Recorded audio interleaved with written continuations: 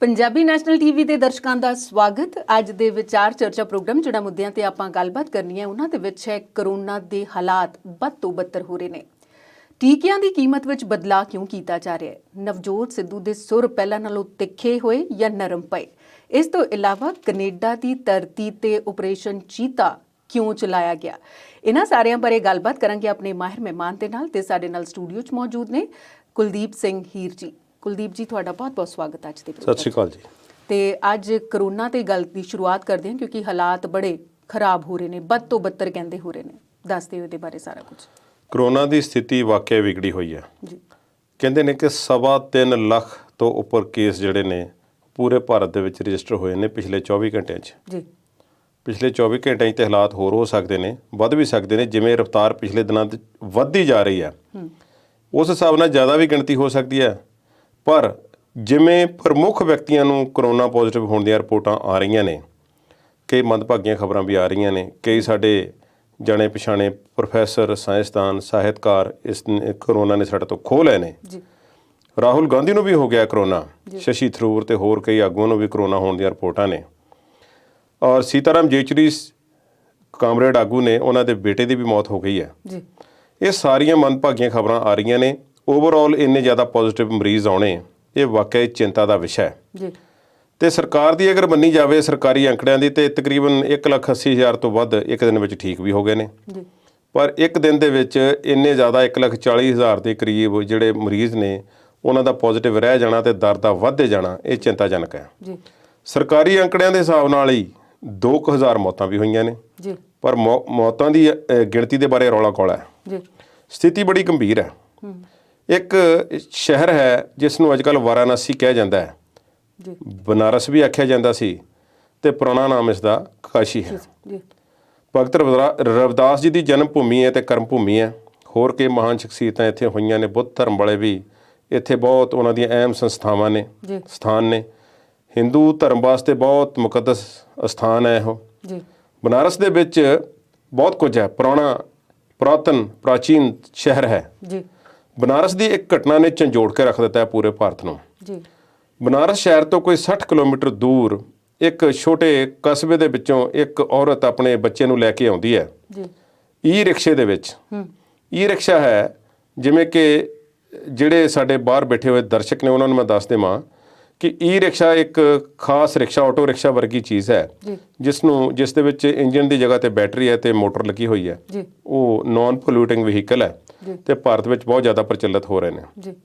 ਉਸ ਦੇ ਵਿੱਚ ਉਹ ਲੈ ਕੇ ਆਈ ਹੈ ਤੇ ਬਨਾਰਸ ਹਿੰਦੂ ਯੂਨੀਵਰਸਿਟੀ ਦਾ ਜਿਹੜਾ ਹਸਪਤਾਲ ਹੈ, ਜਿਸ ਨੂੰ BHU ਆਖਿਆ ਜਾਂਦਾ ਹੈ, ਉੱਥੇ ਜਦੋਂ ਲੈ ਕੇ ਆਈ ਹੈ ਤੇ ਉਸ ਤੋਂ ਬਾਅਦ ਉਹ ਹੋਰ ਕਈ ਹਸਪਤਾਲਾਂ ਦੇ ਵਿੱਚ ਵੀ ਉਸ ਨੂੰ ਲੈ ਕੇ ਜਾਣਾ ਪਿਆ।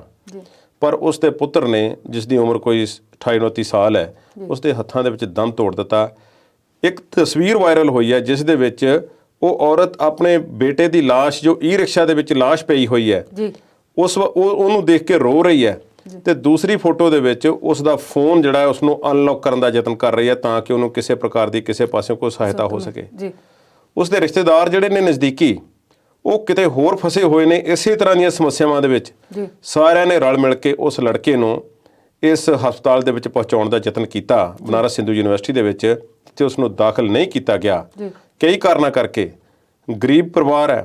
ਉਸ ਔਰਤ ਦੇ ਪਤੀ ਦੀ 10 ਸਾਲ ਪਹਿਲਾਂ ਮੌਤ ਹੋ ਚੁੱਕੀ ਹੈ ਤੇ ਵੱਡੇ ਬੇਟੇ ਦੀ ਮੌਤ ਪਿਛਲੇ ਸਾਲ ਹੋ ਗਈ ਸੀ। ਇਹ ਛੋਟਾ ਬੇਟਾ ਜਿਹੜਾ ਦੂਸਰਾ ਸੀ, ਇਹੋ ਹੀ ਬਚਦਾ ਸੀ ਤੇ ਉਸ ਦੀ ਵੀ ਹੁਣ ਮੌਤ ਹੋ ਗਈ ਹੈ।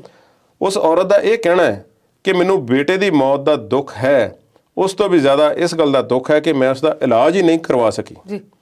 ਹੁਣ ਹਸਪਤਾਲਾਂ ਦੇ ਹਾਲਾਤ ਇਹੋ ਜਿਹੇ ਨੇ। ਇਹੋ ਜਿਹੀ ਦੁਖਦਾਈ ਖਬਰ ਜਿਹੜੀ ਮੈਂ ਤੁਹਾਨੂੰ ਦੱਸੀ ਹੈ, ਦੁਨੀਆ ਨੂੰ ਝੰਜੋੜ ਕੇ ਰੱਖ ਦੇਣ ਵਾਲੀ, ਦਿਲ ਦਹਿਲਾ ਦੇਣ ਵਾਲੀ, ਔਰ ਇਮੋਸ਼ਨ ਕਿੰਨਾ ਭਰਿਆ ਹੋਇਆ ਇਸ ਦੇ ਵਿੱਚ, ਔਰ ਕਿਸ ਤਰ੍ਹਾਂ ਦੇ ਹਾਲਾਤ ਹੋਣਗੇ। ਫਿਰ ਕਹਿੰਦੇ ਨੇ ਕਿ ਗਰੀਬ ਪਰਿਵਾਰ ਦੀ ਮੁਸ਼ਕਲਾਂ ਬੇਟੇ ਦੀ ਮੌਤ ਤੋਂ ਬਾਅਦ ਉੱਥੇ ਨਹੀਂ ਰੁਕੀਆਂ।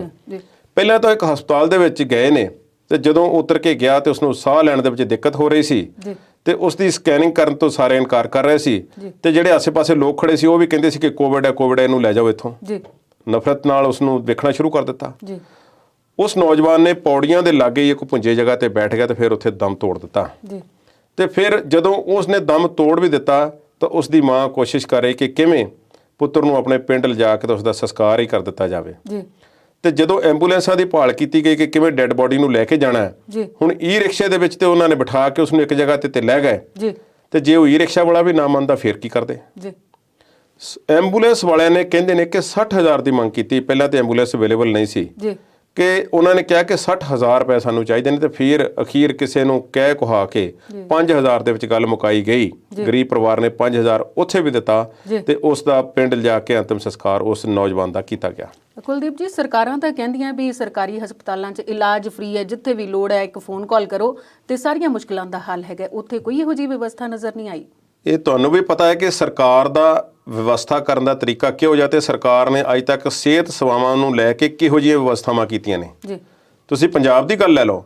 ਪੰਜਾਬ ਦੇ ਵਿੱਚ ਕਿਸੇ ਸਿਵਲ ਹਸਪਤਾਲ ਦੇ ਵਿੱਚ ਤੁਸੀਂ ਚੱਕਰ ਤੇ ਮਾਰ ਕੇ ਆਓ, ਜੀ। ਤੁਸੀਂ ਠੀਕ ਠਾਕ ਜਾਓਗੇ ਤੇ ਬਿਮਾਰ ਹੋ ਕੇ ਆਉਣ ਦੇ ਤੁਹਾਡੇ ਪੂਰੇ ਚਾਂਸ ਹੁੰਦੇ ਨੇ। ਜੀ। ਸਲੂਟ ਹੈ ਉਹਨਾਂ ਮੁਲਾਜ਼ਮਾਂ ਨੂੰ ਵੀ ਜਿਹੜੇ ਉੱਥੇ ਹਰ ਵੇਲੇ ਕੰਮ ਕਰਦੇ ਨੇ। ਨਾ ਉਹਨਾਂ ਕੋਲ ਸਟਾਫ ਹੈ ਪੂਰਾ, ਨਾ ਸਮਾਨ ਹੈ, ਨਾ ਸੁਵਿਧਾਵਾਂ ਨੇ। ਆਕਸੀਜਨ ਦੀ ਬਹੁਤ ਕਮੀ ਆ ਰਹੀ ਹੈ। ਪੰਜਾਬ ਦੇ ਵਿੱਚ ਕੁਝ ਚਿੰਤਾ ਵਾਲੀਆਂ ਗੱਲਾਂ ਹੋਰ ਨੇ। ਜੀ। ਮੈਂ ਭਾਰਤ ਦੀ ਗੱਲ ਤੁਹਾਡੇ ਨਾਲ ਸਾਂਝੀ ਕੀਤੀ ਤੇ ਪੰਜਾਬ ਦੀ ਕਰੀਏ ਗੱਲ ਤੇ 2% ਤੋਂ ਵੱਧ ਇੱਥੇ ਜਿਹੜੇ ਲੋਕ ਨੇ ਉਹ ਪੋਜ਼ਿਟਿਵ ਪਾਏ ਜਾ ਰਹੇ ਨੇ। ਦਰ ਬਹੁਤ ਜ਼ਿਆਦਾ ਹੈ। 61 ਤੋਂ 70 ਸਾਲ ਦੀ ਉਮਰ ਵਾਲੇ ਸਭ ਤੋਂ ਵੱਧ ਲੋਕ ਜਿਹੜੇ ਨੇ ਉਹ ਜ਼ਿਆਦਾ ਪੀੜਤ ਨੇ ਤੇ ਉਹਨਾਂ ਨੂੰ ਸਮੱਸਿਆਵਾਂ ਆ ਰਹੀਆਂ ਤੇ ਮੌਤਾਂ ਵੀ ਜ਼ਿਆਦਾ ਹੋ ਰਹੀਆਂ। ਜੀ। ਪੰਜਾਬ ਦੇ ਵਿੱਚ ਮੌਤ ਦਰ ਸਾਰੇ ਦੇਸ਼ ਨਾਲੋਂ ਜ਼ਿਆਦਾ। ਜੀ। ਹੁਣ ਇਸ ਦੇ ਰਾਜਨੀਤਿਕ ਕਾਰਨ ਵੀ ਹੋ ਸਕਦੇ ਨੇ। ਕਈ ਸਰਕਾਰਾਂ ਤੇ ਸੂਬਾ ਸਰਕਾਰਾਂ ਤੇ ਦੋਸ਼ ਲੱਗ ਰਹੇ ਨੇ ਕਿ ਮੌਤਾਂ ਦੇ ਅੰਕੜਿਆਂ ਨੂੰ ਲੁਕੋਇਆ ਜਾ ਰਿਹਾ ਹੈ। ਜੀ। ਜੀ। ਔਰ ਮੌਤਾਂ ਦੇ ਅੰਕੜਿਆਂ ਦੇ ਵਿੱਚ ਜਿੱਥੇ 0 ਲਿਖਿਆ ਹੋਇਆ ਜੀ ਉੱਥੇ ਸ਼ਮਸ਼ਾਨਾਂ ਭਰੀਆਂ ਪਈਆਂ ਨੇ ਤੇ ਜਿੱਥੇ ਦਫਨਾਉਣ ਲਈ ਜਗ੍ਹਾ ਉਹ ਵੀ ਭਰੇ ਪਏ ਨੇ। ਤੇ ਸਰਕਾਰਾਂ ਕਹਿੰਦੀਆਂ ਨੇ ਕਿ 0 ਹੈ ਜਾਂ 1 ਹੈ ਜਾਂ 2 ਹੈ ਜਾਂ 5 ਹੈ ਜਾਂ 10 ਹੈ। ਇਹ ਸਾਰੀਆਂ ਗੱਲਾਂ ਝੂਠੀਆਂ ਪੈਂਦੀਆਂ ਜਾਪ ਰਹੀਆਂ ਨੇ। ਮਹਾਰਾਸ਼ਟਰ ਸਰਕਾਰ ਤੇ ਜ਼ਿਆਦਾ ਸ਼ਿਕੰਜਾ ਕੱਸਿਆ ਜਾ ਰਿਹਾ ਹੈ। ਮਹਾਰਾਸ਼ਟਰ ਸਰਕਾਰ ਦੇ ਵਿੱਚ ਸੈਨਾ ਦੀ ਸਰਕਾਰ ਹੈ, ਸ਼ਿਵ ਸੈਨਾ ਦੀ, ਤੇ ਕੇਂਦਰ ਸਰਕਾਰ ਨਾਲ ਸਿੱਧਾ ਪੇਚਾ ਉਹਨਾਂ ਦਾ। ਤੇ ਉੱਥੇ ਅੰਕੜਿਆਂ ਦੀ ਵੀ ਲੜਾਈ ਹੈ ਤੇ ਹੋਰ ਕਈ ਗੱਲਾਂ ਦੀ ਵੀ ਲੜਾਈ ਹੈ, ਦਵਾਈਆਂ ਦੀ ਵੀ ਲੜਾਈ ਹੈ। ਤੇ ਸਰਕਾਰਾਂ ਤੇ ਦੋਸ਼ ਇੱਕ ਦੂਸਰੇ ਤੇ ਲਾਉਣ ਲਈ ਗੁਰੇਜ਼ ਨਹੀਂ ਕਰ ਰਹੀਆਂ ਕਿ ਦੇਖੋ ਜੀ ਫਲਾਨੀ ਸਰਕਾਰ ਜਿਹੜੀ ਆ ਉਹਨਾਂ ਨੇ ਵਧੀਆ ਸਿਸਟਮ ਨਹੀਂ ਬਣਾਇਆ, ਵਧੀਆ ਕੰਮ ਨਹੀਂ ਕਰ ਰਿਹਾ ਤੇ ਇਸ ਕਰਕੇ ਮੌਤਾਂ ਹੋ ਰਹੀਆਂ ਨੇ। ਮਤਲਬ ਬਿਮਾਰੀ ਤੇ ਵੀ ਸਿਆਸਤ ਭਾਰੂ ਹੋ ਗਈ ਹੈ ਇਸ ਵੇਲੇ। ਬਿਮਾਰੀ ਤੇ ਬਿਲਕੁਲ ਰੱਜ ਕੇ ਸਿਆਸਤ ਭਾਰੂ ਹੈ। ਪੰਜਾਬ ਦੇ ਵਿੱਚ ਇੱਕ ਹੋਰ ਚਿੰਤਾ ਦਾ ਜਿਹੜਾ ਵਿਸ਼ਾ ਉਹ ਹੈ ਕਿ ਵੈਕਸੀਨ ਦਰ ਵੀ ਘੱਟ ਹੈ। ਕੁਝ ਮਾਹਿਰਾਂ ਨਾਲ ਜਦੋਂ ਇਸ ਮੁੱਦੇ ਤੇ ਗੱਲਬਾਤ ਕੀਤੀ ਗਈ ਤੇ ਉਹਨਾਂ ਨੇ ਕਿਹਾ ਕਿ ਲੋਕ ਥੋੜੇ ਵੈਲ ਆਫ ਨੇ ਪੰਜਾਬ ਦੇ, ਪਰ ਨਾਲ ਦੀ ਨਾਲ ਥੋੜੀ ਜਿਹੀ ਚਿੰਤਾ ਵਾਲੀ ਗੱਲ ਇਹ ਹੈ ਕਿ ਇੱਥੇ ਥੋੜੇ ਬੇਪਰਵਾਹ ਲੋਕ ਵੀ ਨੇ। ਇਕੱਠ ਕਰ ਰਹੇ ਨੇ, ਵਿਆਹ ਸ਼ਾਦੀਆਂ ਹੋ ਰਹੀਆਂ ਨੇ। ਜਿਵੇਂ ਪੰਜਾਬ ਦੇ ਵਿੱਚ ਇੱਕ ਜਗ੍ਹਾ ਤੇ ਪੈਲਸ ਦੇ ਵਿੱਚ ਪੁਲਿਸ ਨੇ ਵੜ ਕੇ ਉਸ ਵਿਆਹ ਨੂੰ ਰੋਕਿਆ ਤੇ ਲੋਕਾਂ ਨੂੰ ਗ੍ਰਿਫਤਾਰ ਕੀਤਾ ਜਾਂ ਜੁਰਮਾਨੇ ਦੀ ਜਿਹੜੀ ਉਹ ਸਿਸਟਮ ਹੈ ਉਹ ਹੁਣ ਕੀਤਾ ਜਾਵੇਗਾ। ਵਿਆਹ ਬੜੇ ਜ਼ੋਰਦਾਰ ਤਰੀਕੇ ਨਾਲ ਹੋ ਰਹੇ ਨੇ। ਔਰ ਹੋਰ ਇਕੱਠ ਜਿਹੜੇ ਨੇ ਮਰਗ ਦੇ ਸਮਾਗਮ ਨੇ ਜਾਂ ਰਾਜਨੀਤਿਕ ਇਕੱਠ ਨੇ, ਕੋਈ ਚਿੰਤਾ ਨਹੀਂ। ਪਰ ਪੰਜਾਬ ਦੇ ਵਿੱਚ ਵੈਕਸੀਨ ਲਾਉਣ ਦੀ ਦਰ ਵੀ ਘੱਟ ਹੈ। ਲੋਕ ਅਜੇ ਉਸ ਤੋਂ ਵੀ ਹਿਚਕਚਾ ਰਹੇ ਨੇ। ਹੁਣ ਇਹ ਵੈਕਸੀਨ ਲਾਉਣ ਦੀ ਦਰ ਜਿਹੜੀ ਪੰਜਾਬ ਸਰਕਾਰ ਦਾ ਤਾਂ ਇਹ ਕਹਿਣਾ ਹੈ ਕਿ ਸਾਡੇ ਕੋਲ ਸਪਲਾਈ ਕਾਫੀ ਹੈ, ਆ ਰਹੀ ਹੈ ਹੋਰ ਵੀ, ਤੇ ਤੁਸੀਂ ਲਗਵਾਓ। ਹੁਣ ਕਈ ਦੇਸ਼ਾਂ ਦੇ ਵਿੱਚ ਇਹ ਵੀ ਗੱਲ ਸਾਹਮਣੇ ਆਈ ਸੀ ਕਿ ਕਈਆਂ ਨੇ ਕਈ ਕੰਪਨੀਆਂ ਦੇ ਟੀਕੇ ਲਾਉਣ ਤੋਂ ਰੋਕ ਲਾ ਦਿੱਤੀ ਹੈ। ਉਹਨਾਂ ਕੋਲ ਵਾਧੂ ਪਏ ਹੋਏ ਨੇ ਤੇ ਉਹਨਾਂ ਨੇ ਦੂਸਰੇ ਦੇਸ਼ਾਂ ਨੂੰ ਕਹਿ ਦਿੱਤਾ ਕਿ ਜੇ ਕਿਸੇ ਨੂੰ ਚਾਹੀਦੇ ਤਾਂ ਭਾਈ ਦੱਸੋ। ਤੇ ਕਈ ਦੇਸ਼ਾਂ ਨੇ ਆਫਰ ਉਹਨਾਂ ਨੂੰ ਕਰ ਦਿੱਤੀ ਹੈ ਕਿ ਦਿਓ ਸਾਨੂੰ, ਤੁਸੀਂ ਇੱਕ ਤੁਹਾਡੇ ਕੋਲ ਚੁਆਇਸ ਆ ਕਿ ਆਹ ਲਵਾਉਣਾ ਕਿ ਆਹ ਲਵਾਉਣਾ, ਤੇ ਸਾਡੇ ਕੋਲ ਤੇ ਚੁਆਇਸ ਹੀ ਕੋਈ ਨਹੀਂ, ਸਾਡੇ ਕੋਲ ਤੇ ਟੀਕਾ ਹੀ ਕੋਈ ਨਹੀਂ, ਸਾਨੂੰ ਦੇ ਦਿਓ ਜੋ ਹੈਗਾ। ਉਹ ਲੈ ਰਹੇ ਨੇ। ਸੋ ਪੰਜਾਬ ਵਿੱਚ ਵੀ 2 ਕਿਸਮ ਦੇ ਟੀਕੇ ਲਾਏ ਜਾ ਰਹੇ ਨੇ ਤੇ ਹੁਣ ਪਿੰਡ ਪੱਧਰਾਂ ਤੇ ਪਹੁੰਚ ਕੇ ਪੰਚਾਇਤਾਂ ਦੇ ਜ਼ਰੀਏ ਅਨਾਉਂਸਮੈਂਟਸ ਕੀਤੀਆਂ ਜਾ ਰਹੀਆਂ ਨੇ ਤੇ ਟੀਕੇ ਲਵਾਉਣ ਲਈ ਲੋਕਾਂ ਨੂੰ ਰਾਜ਼ੀ ਵੀ ਕੀਤਾ ਜਾ ਰਿਹਾ। ਪਰ ਨਾਲ ਦੀ ਨਾਲ ਕੁਝ ਇਹੋ ਜਿਹੀਆਂ ਗੱਲਾਂ ਨੇ ਪੰਜਾਬ ਸਰਕਾਰ ਦੀਆਂ ਜਿਨ੍ਹਾਂ ਤੇ ਇਹਨਾਂ ਦੀ ਵੀ ਚਿੰਤਾ ਬਣੀ ਹੋਈ ਹੈ। ਉਹਨਾਂ ਦੇ ਵਿੱਚ ਜੋ ਲੋਕਾਂ ਦਾ ਇੱਕ ਵਿਹਾਰ ਹੈ ਉਸ ਤੋਂ ਸਰਕਾਰ ਥੋੜੀ ਜਿਹੀ ਚਿੰਤਾ ਦਾ ਵਿਸ਼ਾ ਹੈ ਉਹ ਸਰਕਾਰ ਲਈ, ਕਿਉਂਕਿ ਲੋਕਾਂ ਦਾ ਵਿਹਾਰ ਜਿਹੜਾ ਅਜੇ ਤੱਕ ਠੀਕ ਨਹੀਂ। ਲੋਕ ਇਸ ਬਿਮਾਰੀ ਦੀ ਤੀਬਰਤਾ ਨੂੰ ਤੇ ਇਸ ਦੀ ਭਿਆਨਕਤਾ ਨੂੰ ਸਮਝ ਨਹੀਂ ਰਹੇ। ਸੋ ਸਥਿਤੀ ਜਿਹੜੀ ਆ ਓਵਰਆਲ ਭਾਰਤ ਦੇ ਵਿੱਚ ਕਾਫੀ ਤਿੱਖੀ ਹੈ ਤੇ ਵਿਗੜੀ ਹੋਈ ਹੈ। ਤੇ ਗੱਲ ਕਰੀਏ ਆਕਸੀਜਨ ਦੀ, ਆਕਸੀਜਨ ਘਟ ਗਈ, ਰੌਲਾ ਪੈ ਗਿਆ। ਪਹਿਲਾਂ ਵਿਦੇਸ਼ਾਂ 'ਚ ਭੇਜਦੇ ਰਹਿ ਗਏ, ਹੁਣ ਆਪਣੇ ਦੇਸ਼ 'ਚ ਘਾਟ ਹੋ ਗਈ ਹੈ। ਤੇ ਜਿੱਥੇ ਹੈਗੀ ਸੀ ਉੱਥੇ ਕਹਿੰਦੇ ਇਹੋ ਜਿਹਾ ਹਾਦਸਾ ਵਾਪਰ ਗਿਆ ਕਿ ਆਕਸੀਜਨ ਲੀਕ ਹੋ ਗਈ ਤੇ ਉਹਦੇ ਨਾਲ ਕਿੰਨੀਆਂ ਕੁ ਜਾਨਾਂ ਗਈਆਂ ਤੇ ਉਹਦਾ ਵਜ੍ਹਾ ਕੌਣ ਹੈ ਉਸ ਘਟਨਾ ਦਾ? ਸਾਰਾ ਨਾਸਿਕ ਸ਼ਹਿਰ ਹੈ ਮਹਾਰਾਸ਼ਟਰ ਦਾ। ਪਿਆਜ਼ ਜਾਂ ਗੰਢੇ ਜਾਂ ਗੱਠਿਆਂ ਲਈ ਜਾਣਿਆ ਜਾਂਦਾ ਹੈ ਔਰ ਉੱਥੇ ਦੇ ਮਸ਼ਹੂਰ ਨੇ। ਤੇ ਉੱਥੇ ਜਿਹੜਾ ਹਸਪਤਾਲ ਹੈ ਡਾਕਟਰ ਜ਼ਾਕਿਰ ਹੁਸੈਨ, ਭਾਰਤ ਦੇ ਸਾਬਕਾ ਰਾਸ਼ਟਰਪਤੀ ਦੇ ਨਾਂ ਦਾ ਹਸਪਤਾਲ ਬਣਿਆ ਹੋਇਆ, ਵੱਡਾ ਹਸਪਤਾਲ ਹੈ। ਉੱਥੇ ਕਾਫੀ ਸਾਰੇ ਮਰੀਜ਼ ਸਨ, 50-60 ਦੇ ਲਾਗੇ, ਜਿਨ੍ਹਾਂ ਦੇ ਵਿੱਚ 24 ਮੌਤਾਂ ਜਿਹੜੀਆਂ ਹਨ ਉਹਨਾਂ ਦੀ ਸਰਕਾਰੀ ਅੰਕੜਿਆਂ ਨਾਲ ਪੁਸ਼ਟੀ ਹੋ ਗਈ ਹੈ। ਹੁਣ ਉੱਥੇ ਇੱਕ ਟਰੱਕ ਜਿਹੜਾ ਸੀ, ਜਿਹੜਾ ਉਹਨਾਂ ਦਾ ਸਟੋਰੇਜ ਟੈਂਕ ਹੈ ਹਸਪੀਟਲ ਦਾ ਆਪਣਾ ਆਕਸੀਜਨ ਦਾ, ਉਸ ਦੇ ਵਿੱਚ ਆਕਸੀਜਨ ਦੀ ਸਪਲਾਈ ਨੂੰ ਸ਼ਿਫਟ ਕਰਨ ਵਾਸਤੇ ਆਇਆ ਹੋਇਆ ਸੀ। ਹੁਣ ਜਿਹੜੇ ਟਰੱਕ ਦੇ ਵਿੱਚ ਆਕਸੀਜਨ ਆਉਂਦੀ ਹੈ ਜਾਂ ਜਿਹੜੇ ਸਿਲੰਡਰ ਦੇ ਵਿੱਚ ਆਉਂਦੀ ਹੈ, ਜੇ ਤਕਨੀਕੀ ਤੌਰ ਤੇ ਉਸ ਨੂੰ ਬਹੁਤੀ ਜਾਣਕਾਰੀ ਤਾਂ ਸਾਨੂੰ ਨਹੀਂ ਹੈ, ਜਿਹੜੀ ਮੋਟੀ ਜਾਣਕਾਰੀ ਉਹ ਮੈਂ ਦੱਸ ਦੇਵਾਂ ਕਿ ਉਸ ਨੂੰ -180 ਡਿਗਰੀ ਤੇ ਉਸ ਨੂੰ ਫਰੀਜ਼ ਕੀਤਾ ਜਾਂਦਾ ਹੈ ਤੇ ਲਿਕੁਇਡ ਫਾਰਮ ਦੇ ਵਿੱਚ ਆਕਸੀਜਨ ਜਿਹੜੀ ਹੈ ਆਉਂਦੀ ਹੈ। ਜਿਵੇਂ ਘਰਾਂ ਦੇ ਵਿੱਚ ਗੈਸ ਦੇ ਸਿਲੰਡਰ ਵੀ ਜਿਹੜੇ ਨੇ ਪੰਜਾਬ ਜਾਂ ਭਾਰਤ ਦੇ ਵਿੱਚ ਆਉਂਦੇ ਨੇ, ਉਹ LPG ਕਹਿੰਦੇ ਨੇ ਉਸ ਨੂੰ, ਲਿਕੁਈਫਾਈਡ ਪੈਟਰੋਲੀਅਮ ਗੈਸ। ਹੁਣ ਇਹ ਲਿਕੁਇਡ ਫਾਰਮ ਦੇ ਵਿੱਚ ਸਿਲੰਡਰਾਂ 'ਚ ਹੀ ਹੁੰਦੀ ਹੈ ਤੇ ਲਿਕੁਇਡ ਫਾਰਮ ਦੇ ਵਿੱਚ ਆਕਸੀਜਨ ਹੁੰਦੀ ਹੈ। ਜਦੋਂ ਟਰੱਕ ਤੋਂ ਉਹ ਜਿਹੜੀ ਸੀ ਟੈਂਕਰ ਦੇ ਵਿੱਚ, ਜਿਹੜਾ ਹਸਪੀਟਲ ਦਾ ਆਪਣਾ ਟੈਂਕਰ ਸੀ ਜਿਸ ਵਿੱਚ ਸਟੋਰ ਕੀਤੀ ਜਾਣੀ ਸੀ, ਉਹ ਸ਼ਿਫਟ ਕੀਤੀ ਜਾ ਰਹੀ ਸੀ ਤੇ ਉਹ ਇੱਕ ਸਾਕਟ ਫਟ ਗਈ, ਬਲਬ ਫਟ ਗਿਆ, ਜਿਸ ਦੇ ਨਾਲ ਇੰਨੀ ਵੱਡੀ ਘਟਨਾ ਜਿਹੜੀ ਆ ਵਾਪਰ ਗਈ। ਵੈਂਟੀਲੇਟਰ ਤੇ ਬਹੁਤ ਸਾਰੇ ਮਰੀਜ਼ ਸਨ ਤੇ ਉਹਨਾਂ ਵਿੱਚੋਂ ਤਕਰੀਬਨ ਸਾਰਿਆਂ ਦੀ ਮੌਤ ਹੋ ਗਈ ਤੇ ਜਿਨ੍ਹਾਂ ਨੂੰ ਵੈਸੇ ਆਕਸੀਜਨ ਦਿੱਤੀ ਜਾ ਰਹੀ ਸੀ ਉਹਨਾਂ 'ਚ ਵੀ ਕਈਆਂ ਦੀ ਮੌਤ ਹੋ ਗਈ, ਕਈ ਬਚ ਗਏ ਨੇ। ਤਕਰੀਬਨ ਅੱਧਾ ਘੰਟਾ ਇਹ ਕੰਮ ਅਜਿਹਾ ਰਿਹਾ ਕਿ ਮਰੀਜ਼ਾਂ ਨੂੰ ਆਕਸੀਜਨ ਨਹੀਂ ਮਿਲੀ ਤੇ ਇਹ ਤੇ ਕੁਝ ਸਕਿੰਟਾਂ ਦੀ ਵੀ ਗੱਲ ਹੁੰਦੀ ਹੈ, ਬਹੁਤ ਮੰਦਭਾਗੀ ਗੱਲ ਹੈ। ਤੇ ਪਰ ਇਸ ਤੇ ਵੀ ਸਿਆਸਤ ਆ, ਜਿਵੇਂ ਤੁਸੀਂ ਪਹਿਲਾਂ ਆਖਿਆ ਸੀ। ਕੁਲਦੀਪ ਜੀ, ਆਪਾਂ ਇੱਥੇ ਹੀ ਸਿਆਸਤ ਦੇ ਮੁੱਦੇ ਤੇ ਵਾਪਸ ਪਰਤਦੇ ਹਾਂ, ਪਰ ਇਸ ਵੇਲੇ ਇਸ਼ਾਰਾ ਹੈ ਬ੍ਰੇਕ ਦਾ। ਸੋ ਬ੍ਰੇਕ ਤੋਂ ਬਾਅਦ ਵਿਚਾਰ ਚਰਚਾ ਪ੍ਰੋਗਰਾਮ 'ਚ ਫਿਰ ਤੋਂ ਜੁੜਾਂਗੇ ਤੁਹਾਡੇ ਨਾਲ।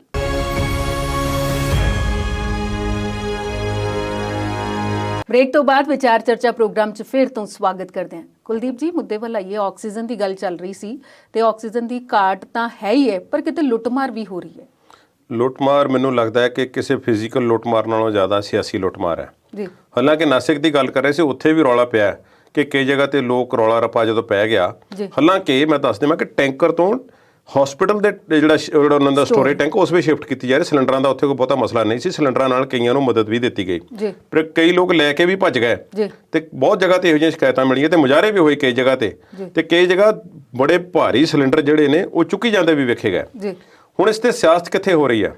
ਇਹ ਵੈਸੇ ਹੋਈ ਹੈ ਦਿੱਲੀ ਦੀ ਤੇ ਹਰਿਆਣਾ ਸਰਕਾਰ ਦੀ। ਅਨਿਲ ਵਿਜ ਕਹਿੰਦੇ ਨੇ ਕਿ ਫਰੀਦਾਬਾਦ ਵਾਸਤੇ ਅਸੀਂ ਇੱਕ ਟੈਂਕਰ ਭੇਜਿਆ ਸੀ ਆਕਸੀਜਨ ਦਾ ਤੇ ਉਹ ਜਿਹੜਾ ਸੀ ਉਹ ਖੋਹ ਲਿਆ ਸਾਡੇ ਕੋਲੋਂ ਆਮ ਆਦਮੀ ਪਾਰਟੀ ਦੀ ਸਰਕਾਰ ਨੇ। ਇਦਾਂ ਵੀ ਹੋ ਜਾਂਦਾ ਵੈਸੇ।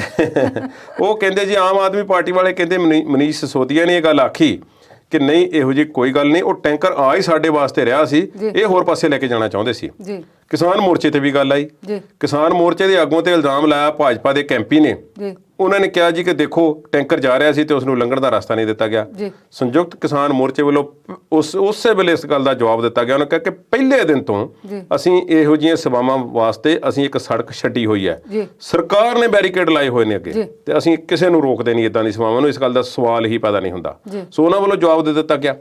ਹੁਣ ਹਰਿਆਣੇ ਦੇ ਮੰਤਰੀ ਅਨਿਲ ਵਿਜ ਦਾ ਕਹਿਣਾ ਹੈ ਕਿ ਦੇਖੋ ਜੀ, ਹਰਿਆਣਾ ਸਾਨੂੰ ਹਿਮਾਚਲ ਤੋਂ ਇੱਕ ਯੂਨਿਟ ਲੱਗਾ ਹੋਇਆ ਸੀ, ਉੱਥੋਂ ਆਕਸੀਜਨ ਹੁੰਦੀ ਸੀ, ਉਹਨਾਂ ਨੇ ਸਾਨੂੰ ਦੇਣੀ ਬੰਦ ਕਰ ਦਿੱਤੀ ਹੈ। ਤੇ ਰਾਜਸਥਾਨ ਤੋਂ ਇੱਕ ਸਾਨੂੰ ਆਕਸੀਜਨ ਆਉਂਦੀ ਹੁੰਦੀ ਸੀ, ਉਹਨਾਂ ਨੇ ਵੀ ਸਾਨੂੰ ਦੇਣੀ ਆਕਸੀਜਨ ਬੰਦ ਕਰ ਦਿੱਤੀ ਹੈ। ਤੇ ਸਾਡੇ ਕੋਲ ਹੁਣ ਆਪਣੇ ਜੋਗੀ ਹੈ, ਅਸੀਂ ਕਿਸੇ ਨੂੰ ਦੇ ਨਹੀਂ ਸਕਦੇ। ਤੇ ਦਿੱਲੀ ਸਰਕਾਰ ਕਹਿ ਰਹੀ ਹੈ ਕਿ ਕੇਂਦਰ ਸਾਡੇ ਮਰੀਜ਼ਾਂ ਦਾ ਖਿਆਲ ਨਹੀਂ ਕਰ ਰਹੀ ਤੇ ਦਿੱਲੀ ਦੇ ਵਿੱਚ ਆਕਸੀਜਨ ਦੀ ਵੱਡੀ ਕਮੀ ਹੈ ਤੇ ਸਾਨੂੰ ਆਕਸੀਜਨ ਨਹੀਂ ਦਿੱਤੀ ਜਾ ਰਹੀ। ਹੁਣ ਇਹਨਾਂ 'ਚੋਂ ਸੱਚਾ ਕੌਣ ਹੈ, ਇਹ ਤੇ ਇਹੀ ਜਾਣਦੇ ਨੇ। ਪਰ ਪੰਜਾਬ ਦੇ ਵਿੱਚ ਵੀ ਆਕਸੀਜਨ ਦੀ ਕਮੀ ਆ। ਪੰਜਾਬ ਸਰਕਾਰ ਨੇ ਡਾਕਟਰ ਹਰਸ਼ਵਰਧਨ ਨੂੰ ਤੇ ਸੰਬੰਧਿਤ ਮੰਤਰੀਆਂ ਨੂੰ ਇੱਕ ਚਿੱਠੀ ਲਿਖੀ ਹੋਈ ਹੈ, ਜਿਸ ਵਿੱਚ 2 ਨਵੇਂ ਪਲਾਂਟ ਲਾਉਣ ਲਈ ਮਨਜ਼ੂਰੀ ਮੰਗੀ ਗਈ ਹੈ, ਉਹ ਅਜੇ ਤੱਕ ਕਲੀਅਰ ਨਹੀਂ ਕੀਤੀ ਗਈ। ਤੇ ਇੱਥੇ ਵੀ ਆਕਸੀਜਨ ਦੀ ਕਮੀ ਜਿਹੜੀ ਹੈ ਦੱਸੀ ਜਾ ਰਹੀ ਹੈ। ਆਕਸੀਜਨ ਦੀ ਕਮੀ ਪੂਰੇ ਭਾਰਤ ਵਿੱਚ ਹੈ, ਇਸ ਗੱਲ ਵਿੱਚ ਕੋਈ ਸ਼ੱਕ ਨਹੀਂ। ਦੱਖਣ ਦੇ ਪ੍ਰਾਂਤਾਂ ਦੇ ਵਿੱਚ ਵੀ ਹੈ, ਪੱਛਮ ਦੇ ਪ੍ਰਾਂਤਾਂ ਦੇ ਵਿੱਚ ਵੀ ਹੈ, ਪਰ ਇਸ ਗੱਲ ਦਾ ਕੋਈ ਸੋਲਿਡ ਸੋਲੂਸ਼ਨ ਲੱਭਣ ਦੀ ਬਜਾਏ, ਇਸ ਗੱਲ ਦਾ ਕੋਈ ਜਿਹੜਾ ਜਾਂ ਕੋਈ ਸ਼ਰਮ ਕਰਨ ਦੀ ਬਜਾਏ ਇਸ ਗੱਲ ਦੀ ਕਿ ਅਸੀਂ ਇੱਕ ਦੂਸਰੇ ਤੇ ਦੁਸ਼ਮਣਬਾਜ਼ੀ ਨਾ ਕਰੀਏ। ਦਿੱਲੀ ਦੇ ਕੀ ਲੋਕ ਆਪਣੇ ਨਹੀਂ, ਹਰਿਆਣੇ ਦੇ ਕੀ ਲੋਕ ਆਪਣੇ ਨਹੀਂ, ਜਾਂ ਪੰਜਾਬ ਕੋਈ ਬੇਗਾਨਾ ਹੈ, ਜਾਂ ਹਿਮਾਚਲ ਕੋਈ ਬੇਗਾਨਾ ਹੈ, ਜਾਂ ਜੰਮੂ ਕਸ਼ਮੀਰ ਵਿਚਾਲੇ ਵਾਲਿਆਂ ਦੀ ਵੀ ਸਾਰ ਲੈਣੀ ਚਾਹੀਦੀ ਕਿਸੇ ਨੂੰ। ਇਹ ਸਾਰੀ ਗੱਲ ਹੈ, ਇਹ ਸਾਰੀਆਂ ਗੱਲਾਂ ਇੱਕ ਦੇਸ਼ ਇੱਕ ਨਾਗਰਿਕ ਨੂੰ ਬਰਾਬਰ ਅਧਿਕਾਰਾਂ ਦੇ ਤਹਿਤ ਜਿਹੜੀ ਹੈ ਗੱਲ ਜਿਹੜੀ ਹੈ ਕੀਤੀ ਜਾਵੇ ਤੇ ਜ਼ਿਆਦਾ ਵਧੀਆ ਹੋਵੇਗੀ। ਤੇ ਕੁਲਦੀਪ ਜੀ, ਟੀਕਾਕਰਨ ਦੀ ਗੱਲ ਚੱਲ ਰਹੀ ਹੈ, ਵੱਧ ਤੋਂ ਵੱਧ ਟੀਕੇ ਲਗਾਓ। ਟੀਕੇ ਲਗਾਣੇ ਨੇ, ਪਰ ਟੀਕਿਆਂ ਦੀ ਕੀਮਤ ਦੇ ਵਿੱਚ ਹੁਣ ਬਦਲਾਅ ਕਿਉਂ ਕੀਤਾ ਗਿਆ? ਕਿਤੇ 250, ਕਿਤੇ 600, ਇਹ ਸਾਰਾ ਮਾਮਲਾ ਕੀ ਹੈਗਾ? 250 ਦੀ ਜਿਹੜੀ ਕੀਮਤ ਤੈਅ ਕੀਤੀ ਗਈ ਸੀ, ਬੇਸਿਕਲੀ ਉਹ ਸਰਕਾਰ ਨੇ ਪਹਿਲਾਂ ਤੈਅ ਕੀਤੀ ਸੀ ਕਿਉਂਕਿ ਉਮਰ ਦੀ ਹੱਦ ਸੀ। ਹੁਣ ਉਸ ਉਮਰ ਦੀ ਹੱਦ ਨੂੰ ਘਟਾ ਕੇ 18 ਸਾਲ ਤੋਂ 1 ਮਈ ਤੋਂ ਐਲਾਨ ਕਰ ਦਿੱਤਾ ਗਿਆ ਕਿ 1 ਮਈ ਤੋਂ ਬਾਅਦ 18 ਸਾਲ ਤੋਂ ਉੱਪਰ ਦੀ ਉਮਰ ਦੇ ਸਾਰੇ ਲੋਕ ਜਿਹੜੇ ਹਨ ਟੀਕੇ ਲਗਵਾ ਸਕਣਗੇ। ਇਸ ਵਾਸਤੇ ਇੱਕ ਵੱਡਾ ਵਰਗ ਜਦੋਂ ਉਮਰ ਦਾ ਖੋਲ੍ਹ ਦਿੱਤਾ ਗਿਆ ਤੇ ਫਿਰ ਜ਼ਾਹਿਰਾ ਤੌਰ ਤੇ ਟੀਕਿਆਂ ਦੀ ਵੀ ਵੱਧ ਜ਼ਰੂਰਤ ਹੋਵੇਗੀ। ਟੀਕਿਆਂ ਦੀ ਭਾਰਤ ਦੇ ਵਿੱਚ ਕੋਈ ਇਹੋ ਜਿਹੀ ਘਾਟ ਨਹੀਂ ਹੈ। ਹਾਲਾਂਕਿ ਰੌਲੇ ਰੱਪੇ ਬਹੁਤ ਪੈ ਚੁੱਕੇ ਨੇ ਕਿ ਬੱਲੇ ਬੱਲੇ ਬੜੀ ਮੋਦੀ ਸਾਹਿਬ ਨੇ ਖੱਟ ਲਈ ਇਹ ਕਹਿ ਕੇ ਕਿ ਦੇਖੋ ਜੀ ਸਾਨੂੰ ਤੇ ਫੋਨ ਆਇਆ ਟਰੰਪ ਸਾਹਿਬ ਦਾ ਵੀ ਤੇ ਟਰੂਡੋ ਦਾ ਵੀ ਫੋਨ ਆਇਆ, ਮੇਰੇ ਮਿੱਤਰ ਟਰੂਡੋ ਦਾ ਵੀ, ਤੇ ਅਸੀਂ ਉਹਨਾਂ ਨੂੰ ਵੀ ਟੀਕੇ ਭੇਜ ਰਹੇ ਹਾਂ ਤੇ ਅਸੀਂ ਉਹਨਾਂ ਨੂੰ ਵੀ ਦੇ ਰਹੇ ਹਾਂ। ਤੇ ਮੋਦੀ ਸਾਹਿਬ ਨੂੰ ਸ਼ਾਇਦ ਇਹ ਪਤਾ ਹੀ ਨਹੀਂ ਸੀ ਵੀ ਸਾਡੇ ਦੇਸ਼ ਦੇ ਆਹ ਹਾਲਾਤ ਹੋਣ ਵਾਲੇ ਨੇ। ਇੰਨੇ ਜ਼ਿਆਦਾ ਪੇਸ਼ੈਂਟ ਆਉਣਗੇ, ਇੰਨੇ ਜ਼ਿਆਦਾ ਮਰੀਜ਼ ਆਉਣਗੇ। ਦੁਨੀਆ ਭਰ ਦੇ ਮੀਡੀਆ ਦੇ ਵਿੱਚ ਭਾਰਤ ਦੀ ਗੱਲ ਇਸ ਵੇਲੇ ਕੀਤੀ ਜਾ ਰਹੀ ਹੈ। ਭਾਰਤ ਜਿਹੜਾ ਹੈ ਇਸ ਬਿਮਾਰੀ ਦਾ ਐਪੀਸੈਂਟਰ ਬਣ ਚੁੱਕਾ ਹੈ। ਹੁਣ ਟੀਕਾਕਰਨ ਤੇ ਭਾਰਤ ਵਿੱਚ ਹੋ ਰਿਹਾ, ਕੀਤਾ ਜਾ ਰਿਹਾ। 2 ਕੰਪਨੀਆਂ ਨੇ ਬੇਸਿਕਲੀ ਇਹਨਾਂ ਦੀ ਮਦਦ ਸਰਕਾਰ ਨੇ ਕੀਤੀ ਵੀ ਆ। ਉਹ ਇਹ ਕਹਿ ਕੇ ਕੀਤੀ ਹੈ ਕਿ ਤੁਸੀਂ ਜਿਹੜੀ ਟੀਕਿਆਂ ਦਾ ਖਰਚਾ ਦੱਸ ਦਿਓ ਟੀਕਿਆਂ ਦੀ ਪ੍ਰੋਡਕਸ਼ਨ ਵਾਸਤੇ, ਅਸੀਂ ਤੁਹਾਡੀ ਮਦਦ ਕਰਾਂਗੇ ਤੇ ਇਹਨਾਂ ਦੀ ਪ੍ਰੋਡਕਸ਼ਨ ਜਿਹੜੀ ਆ ਹੋਰ ਤੇਜ਼ ਕਰ ਦਿਓ। 2 ਕੰਪਨੀਆਂ ਨੇ, ਸੀਰਮ ਇੰਸਟੀਚਿਊਟ ਆਫ ਇੰਡੀਆ ਤੇ ਭਾਰਤ ਬਾਇਓਟੈਕ। 1500 ਕਰੋੜ ਭਾਰਤ ਬਾਇਓਟੈਕ ਨੂੰ ਦਿੱਤਾ ਗਿਆ ਤੇ 3000 ਕਰੋੜ ਜਿਹੜਾ ਸੀਰਮ ਇੰਸਟੀਚਿਊਟ ਆਫ ਇੰਡੀਆ ਨੂੰ ਦਿੱਤਾ ਗਿਆ। ਸੀਰਮ ਵਾਲਿਆਂ ਦੇ ਜਿਹੜੇ ਮਾਲਕ ਨੇ ਆਧਾਰ ਪੂਨੇਵਾਲਾ, ਉਹ ਕਈ ਤਰ੍ਹਾਂ ਦੇ ਬਿਆਨ ਦਾਗਦੇ ਰਹਿੰਦੇ ਨੇ। ਅਜੇ 1 ਮਹੀਨਾ ਪਹਿਲਾਂ ਉਹ ਆਖ ਰਹੇ ਸੀ ਕਿ ਟੀਕਾਕਰਨ ਰਾਸ਼ਟਰਵਾਦ ਜਿਹੜਾ ਆ ਇਹ WHO ਦੇ ਜਿਹੜੇ ਟੀਕਾਕਰਨ ਦੇ ਜਿਹੜੇ ਗੋਲ ਨੇ, ਟੀਚੇ ਨੇ, ਉਹਨਾਂ ਦੇ ਰਾਹ ਵਿੱਚ ਰੋੜਾ ਹੈ। ਤੇ ਭਾਰਤ ਤੇ ਅਮਰੀਕਾ ਵਰਗੇ ਦੇਸ਼ ਕਹਿੰਦੇ ਨੇ ਕਿ ਸਾਡੇ ਦੇਸ਼ ਦੇ ਲੋਕਾਂ ਨੂੰ ਪਹਿਲਾਂ ਲਾਓ ਤੇ ਫਿਰ ਬਾਕੀਆਂ ਦੀ ਬਾਅਦ ਵਿੱਚ ਗੱਲ ਦੇਖਾਂਗੇ। ਤੇ ਅਸੀਂ ਤੇ ਟੀਕੇ ਬਹੁਤ ਬਣਾ ਰਹੇ ਹਾਂ, ਦਿਓ ਸਾਰੀ ਦੁਨੀਆ ਨੂੰ ਤੇ ਵੇਚੋ। ਤੇ ਫਿਰ ਜਦੋਂ ਐਸਟਰਾਜ਼ੈਨਕਾ ਤੇ ਆਕਸਫੋਰਡ ਦਾ ਟੀਕਾ ਜਿਹੜਾ ਕਿ ਇਹ ਭਾਰਤ ਦੇ ਵਿੱਚ ਬਣਾਇਆ ਜਾ ਰਿਹਾ ਹੈ, ਉਸ ਤੇ ਕਈ ਜਗ੍ਹਾ ਤੇ ਕਿੰਤੂ ਪਰੰਤੂ ਵੀ ਹੋਏ, ਕਈ ਜਗ੍ਹਾ 'ਚ ਬੰਦ ਕਰ ਦਿੱਤਾ ਗਿਆ, ਬਲੱਡ ਕਲੌਟਸ ਆ ਗਏ। ਪਰ ਕੋਈ ਇੰਨੀ ਵੱਡੀ ਸਮੱਸਿਆ ਨਹੀਂ ਹੈ।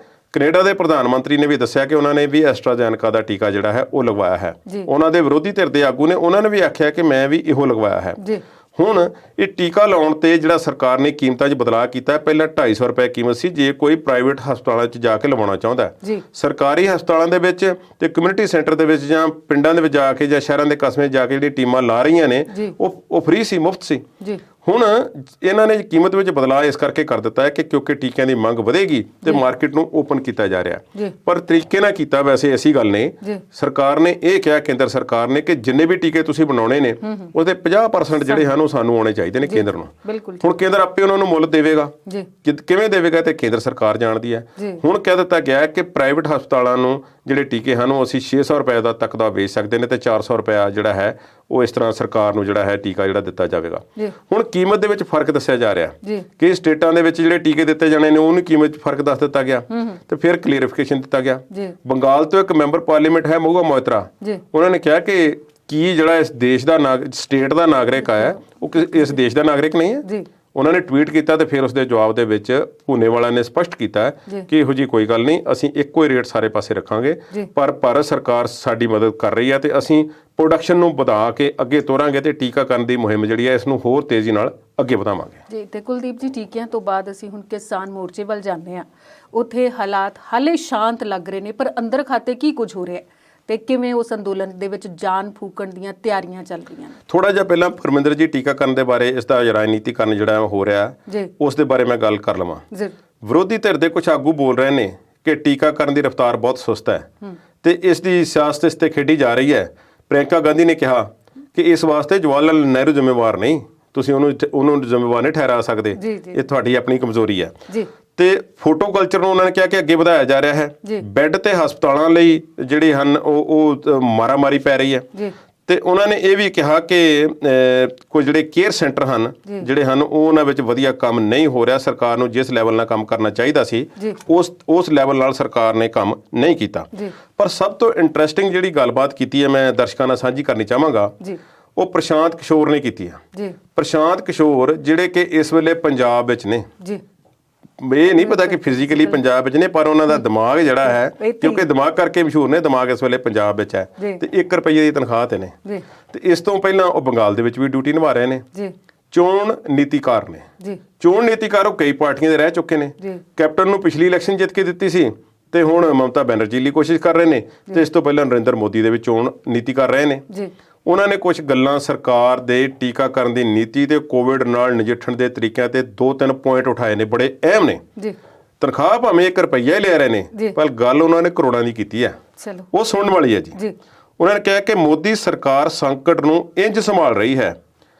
ਨੰਬਰ 1, ਆਪਣੀ ਸਮਝ ਤੇ ਦੂਰਦ੍ਰਿਸ਼ਟੀ ਦੀ ਕਮੀ ਨੂੰ ਲੁਕਾਉਣ ਲਈ ਸਮੱਸਿਆ ਨੂੰ ਨਜ਼ਰਅੰਦਾਜ਼ ਕਰ ਰਹੀ ਹੈ।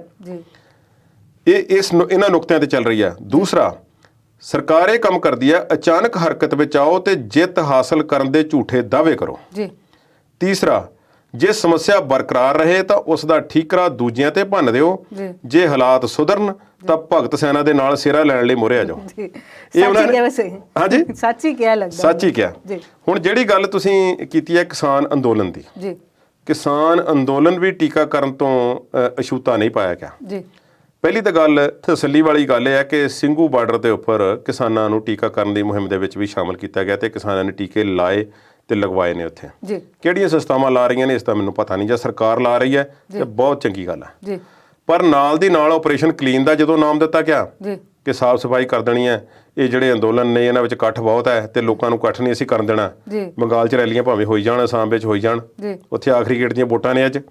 ਤੇ ਕਿਸਾਨ ਅੰਦੋਲਨ ਨੂੰ ਕਈਆਂ ਨੇ ਖਦਸ਼ਾ ਜ਼ਾਹਰ ਕੀਤਾ, ਕਈ ਆਗੂਆਂ ਨੇ, ਨਾ ਸਿਰਫ ਕਿਸਾਨ ਆਗੂਆਂ ਨੇ ਬਲਕਿ ਹੋਰ ਕਈ ਮਾਹਰਾਂ ਨੇ ਵੀ, ਕਿ ਇਸ ਆਪਰੇਸ਼ਨ ਕਲੀਨ ਦੇ ਤਹਿਤ ਕਿਸਾਨ ਆਗੂ ਨੂੰ ਹੁਣ ਕਿਸਾਨ ਅੰਦੋਲਨ ਨੂੰ ਤਾਰਪੀਡੋ ਕਰ ਦਿੱਤਾ ਜਾਵੇਗਾ, ਖਤਮ ਕੀਤਾ ਜਾਵੇਗਾ। ਤੇ ਇਸ ਦੇ ਇਵਜ਼ ਦੇ ਵਿੱਚ ਪੰਜਾਬ ਦੇ ਵਿੱਚ ਹਮਲਾ ਮਾਰਿਆ ਗਿਆ। ਹੁਣ ਇੱਕ ਲਾਈਨਾਂ ਨੇ ਪੁਰਾਣੀਆਂ, ਤੂੜੀ ਤੰਦ ਸਾਂਭ ਹਾੜੀ ਵੇਚ ਵੱਟ ਕੇ, ਲੰਬੜਾਂ ਤੇ ਸ਼ਾਹਾਂ ਦਾ ਹਿਸਾਬ ਕੱਟ ਕੇ, ਪੱਗ ਝੱਗਾ ਚਾਦਰਾ ਨਵਾਂ ਸਮਾਏ ਕੇ, ਸੰਮਾਂ ਵਾਲੀ ਡਾਂਗ ਉੱਤੇ ਤੇਲ ਲਾਏ ਕੇ, ਕੱਛੇ ਮਾਰ ਵੰਝਲੀ ਆਨੰਦ ਛਾ ਗਿਆ, ਮਾਰਦਾ ਦਮਾਮੇ ਜੱਟ ਮੇਲੇ ਆ ਗਿਆ। ਇਹ ਹੁਣ ਜੇ ਤੂੜੀ ਤੰਦ ਸਾਂਭ ਹਾੜੀ ਤੇ ਅਜੇ ਹੋਈ ਨਹੀਂ, ਅੱਜ ਮੌਸਮ ਦੀ ਮਾਰ ਵੀ ਚੱਲ ਰਹੇ ਨੇ ਕਿਸਾਨ ਪੰਜਾਬ ਦੇ ਵਿੱਚ, ਤੇ ਅਜੇ ਸਾਂਭੀ ਜਾ ਰਹੀਆਂ ਨੇ ਫਸਲਾਂ, ਤੇ ਵਿੱਚੇ ਹੀ ਜਿਹੜਾ ਹੈ ਸੱਦਾ ਵੱਡੀਆਂ ਜਥੇਬੰਦੀਆਂ ਨੇ ਦੇ ਦਿੱਤਾ ਕਿ ਪਹੁੰਚੋ ਹੁਣ ਛੇਤੀ, ਆਪਰੇਸ਼ਨ ਕਲੀਨ ਦਾ ਜਵਾਬ ਆਪਰੇਸ਼ਨ ਸ਼ਕਤੀ ਨਾਲ ਦੇਵਾਂਗੇ। ਤੇ ਸਭ ਤੋਂ ਮੋਹਰੀ ਰਹਿ ਗਿਆ ਇਸ ਮਾਮਲੇ ਵਿੱਚ ਸੰਗਰੂਰ, ਹੋਰ ਕਈ ਜਗ੍ਹਾ ਤੋਂ ਬਰਨਾਲਾ, ਮਾਨਸਾ ਤੇ ਗੁਰਦਾਸਪੁਰ ਤੱਕ ਤੋਂ ਜਿਹੜੇ ਨੇ ਵੱਡੇ ਕਾਫਲੇ ਗਏ ਨੇ। ਤੇ ਸਕੂਲਾਂ ਦੇ ਵਿੱਚ ਯੂਨੀਵਰਸਿਟੀਆਂ ਛੁੱਟੀਆਂ ਹੋ ਗਈਆਂ ਨੇ ਤੇ ਵਿਦਿਆਰਥੀ ਬਹੁਤ ਸਾਰੇ ਜਾ ਰਹੇ ਨੇ, ਉਹਨਾਂ ਦੀ ਵੀ ਛੁੱਟੀਆਂ ਦਾ ਜਿਹੜੇ ਮਾਹੌਲ ਹੈ, ਐਗਜ਼ਾਮ ਜਿਹੜੇ ਨੇ ਅੱਗੇ ਪੈ ਗਏ ਨੇ, ਉਹਨਾਂ ਦੀ ਬਹੁਤ ਵੱਡੀ ਗਿਣਤੀ ਗਈ ਆ। ਤੇ BKU ਉਗਰਾਹਾਂ ਜੋਗਿੰਦਰ ਸਿੰਘ ਉਗਰਾਹਾਂ ਵੱਲੋਂ ਸੱਦਾ ਦਿੱਤਾ ਗਿਆ ਸੀ ਤੇ ਦੱਸਿਆ ਗਿਆ ਹੈ ਕਿ ਸੰਗਰੂਰ ਦੇ ਵਿੱਚ ਖਨੌਰੀ ਬਾਰਡਰ ਤੋਂ ਟਿੱਕਰੀ ਤੱਕ 15,000 ਤੱਕ ਦਾ ਕਾਫਲਾ ਜਿਹੜਾ ਹੈ, ਜਿਸ ਵਿੱਚ ਔਰਤਾਂ ਵੀ ਨੇ, ਨੌਜਵਾਨ ਵੀ ਨੇ, ਉਹਨਾਂ ਨੇ ਡਿਊਟੀਆਂ ਇੱਕ ਦੂਸਰੇ ਨੂੰ ਸਾਂਭ ਕੇ ਤੇ ਹਾੜੀ ਸਾਂਭਣ ਤੋਂ ਬਿਨਾਂ ਹੀ ਜਿਹੜੇ ਕਿਸਾਨ ਨੇ ਦਿੱਲੀ ਨੂੰ ਮੁੜ ਪਏ ਨੇ ਤੇ ਉੱਥੇ ਮੋਰਚੇ ਦੇ ਵਿੱਚ ਬੈਠਣ ਦੀ ਪੂਰੀ ਤਿਆਰੀ ਕਰਕੇ ਗਏ। ਤੇ ਕੁਲਦੀਪ ਜੀ, ਹੋਰ ਮੁੱਦੇ ਤੇ ਇਹ ਮੁੱਦੇ ਤੇ ਗੱਲਬਾਤ ਕਰਦੇ ਹਾਂ ਦੁਬਾਰਾ ਤੋਂ, ਪਰ ਬ੍ਰੇਕ ਤੋਂ ਬਾਅਦ।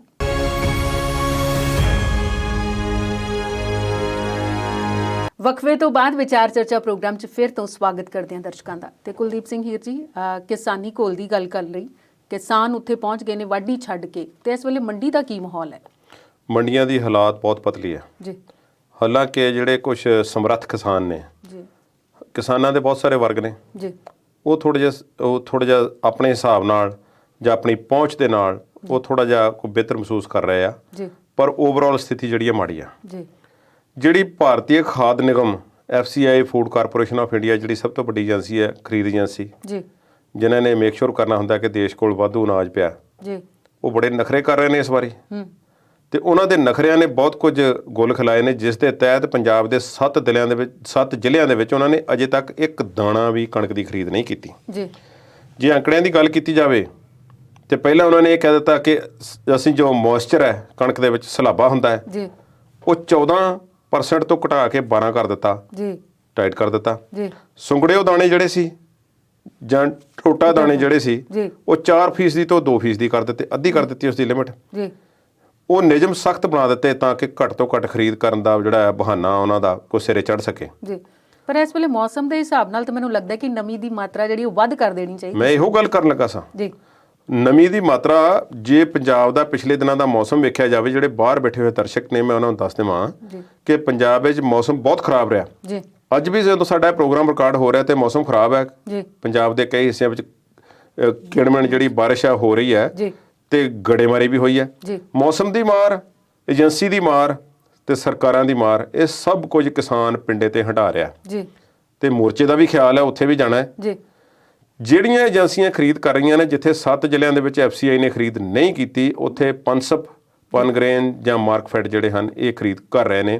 ਇਹਨਾਂ ਵੱਲੋਂ ਖਰੀਦ ਜਿਹੜੀ ਹੈ ਕਿ ਕਰਕੇ ਕਿਸਾਨਾਂ ਦਾ ਮਾੜਾ ਮੋਟਾ ਸਾਹ ਸੌਖਾ ਕੀਤਾ ਜਾ ਰਿਹਾ ਜੀ।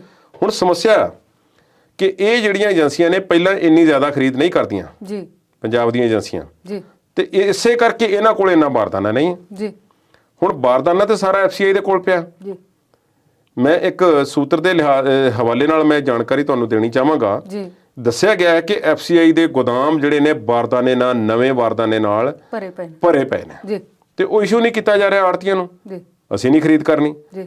ਹੁਣ ਉੱਥੇ ਵੀ ਕਈ ਸਮਰੱਥ ਆੜਤੀ ਜਿਹੜੇ ਨੇ ਆਪਣੇ ਤਰੀਕੇ ਨਾਲ ਬਾਰਦਾਨਾ FCI ਤੋਂ ਲੈਣ ਦਾ ਯਤਨ ਕਰ ਰਹੇ ਨੇ ਜੀ। ਥੋੜਿਆਂ ਜ਼ਿਲ੍ਹਿਆਂ ਦੇ ਵਿੱਚ ਖਰੀਦ ਕੀਤੀ ਹੈ। ਇਹ ਗੱਲ ਬਹੁਤ ਮਾੜੀ ਹੈ, ਮੌਸਮ ਦੀ ਮਾਰ ਹੈ। ਉਤੋਂ ਸਰਕਾਰਾਂ ਦਾ ਇਸ ਤਰ੍ਹਾਂ ਦਾ ਸਖਤੀ ਵਾਲਾ ਰਵੱਈਆ ਕਿਸਾਨਾਂ ਨੂੰ ਕਿਸ ਪਾਸੇ ਵੱਲ ਲੈ ਕੇ ਜਾਵੇਗਾ, ਇਸ ਦਾ ਅਸੀਂ ਕੁਝ ਨਹੀਂ ਕਹਿ ਸਕਦੇ। ਪਰ ਇੱਕ ਟ੍ਰੇਲਰ ਹੈ ਜੀ। ਇਹ ਟ੍ਰੇਲਰ ਕਿਸ ਚੀਜ਼ ਦਾ ਹੈ ਕਿ ਆਉਣ ਵਾਲੇ ਸਾਲਾਂ 'ਚ ਸਾਡੇ ਨਾਲ ਕੀ ਹੋ ਸਕਦਾ ਹੈ ਜੀ। ਦੂਰ ਜਾਣ ਦੀ ਲੋੜ ਨਹੀਂ।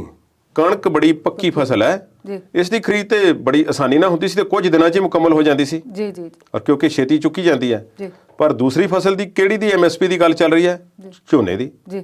ਝੋਨਾ ਹੁਣ ਬਿਜਾਈ ਹੋਣੀ ਹੈ ਜੀ। ਜਦੋਂ ਜੂਨ ਜੁਲਾਈ ਦੇ ਵਿੱਚ ਝੋਨੇ ਦੀ ਲੁਆਈ ਹੋਵੇਗੀ ਜੀ ਤੇ ਝੋਨਾ ਕਿਹੜੇ ਜਿਗਰੇ ਨਾਲ ਕਿਸਾਨ ਲਾਉਣਗੇ ਜੀ। ਪੰਜਾਬ ਦੇ ਕਈ ਜ਼ਿਲ੍ਹੇ ਤਾਂ ਇਹੋ ਜਿਹੇ ਨੇ ਜਿੱਥੇ ਸਿਰਫ ਦੋਹਾਂ ਫਸਲਾਂ ਦੀ ਕਾਸ਼ਤ ਹੁੰਦੀ ਹੈ ਜੀ ਤੇ ਬਾਕੀ ਕਈ ਸੂਬਿਆਂ ਦੇ ਕਈ ਜ਼ਿਲ੍ਹਿਆਂ ਦੇ ਵਿੱਚ ਤੇ ਚਲੋ ਹੋਰ ਕਿਸਮ ਦੀਆਂ ਫਸਲਾਂ ਹੋ ਜਾਂਦੀਆਂ ਨੇ ਜੀ। ਤੇ ਉਹਨਾਂ ਦਾ ਵੀ ਕੀ ਬਣੇਗਾ ਫਿਰ ਜਦੋਂ ਸਾਰੇ ਉਹ ਕੁਝ ਲਗਾਉਣ ਲੱਗ ਪੈਣਗੇ ਜੀ।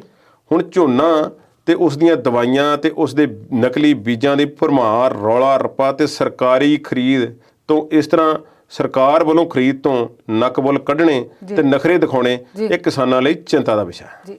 ਤੇ ਇਸ ਵੇਲੇ ਚਿੰਤਾ ਦਾ ਵਿਸ਼ਾ ਹੋਰ ਵੀ ਹੈ ਸਾਡੇ ਕੋਲ, ਜਿਹਦੇ ਵਿੱਚ ਵਿਕਾਸ ਦੁਬੇ ਦੀ ਗੱਲ ਆਉਂਦੀ ਹੈ। ਉਸ ਮਾਮਲੇ 'ਚ ਹੁਣ ਕੀ ਹੋਇਆ? ਵਿਕਾਸ ਦੁਬੇ ਯੂਪੀ ਦੇ ਗੈਂਗਸਟਰ ਸਨ ਜੀ। ਹੁਣ ਗੈਂਗਸਟਰ ਲਫ਼ਜ਼ ਇੰਨਾ ਪ੍ਰਚਲਿਤ ਹੋ ਗਿਆ, ਸਾਡੇ ਕਹਿੰਦੇ ਨੇ ਕਿ ਫਲਾਨਾ ਗੈਂਗਸਟਰ ਆ, ਫਲਾਨਾ ਗੈਂਗਸਟਰ, ਜਦੋਂ ਉਹਦੀ ਮੌਤ ਹੋ ਜਾਂਦੀ ਹੈ ਫਲਾਨਾ ਗੈਂਗਸਟਰ ਸੀ ਜੀ।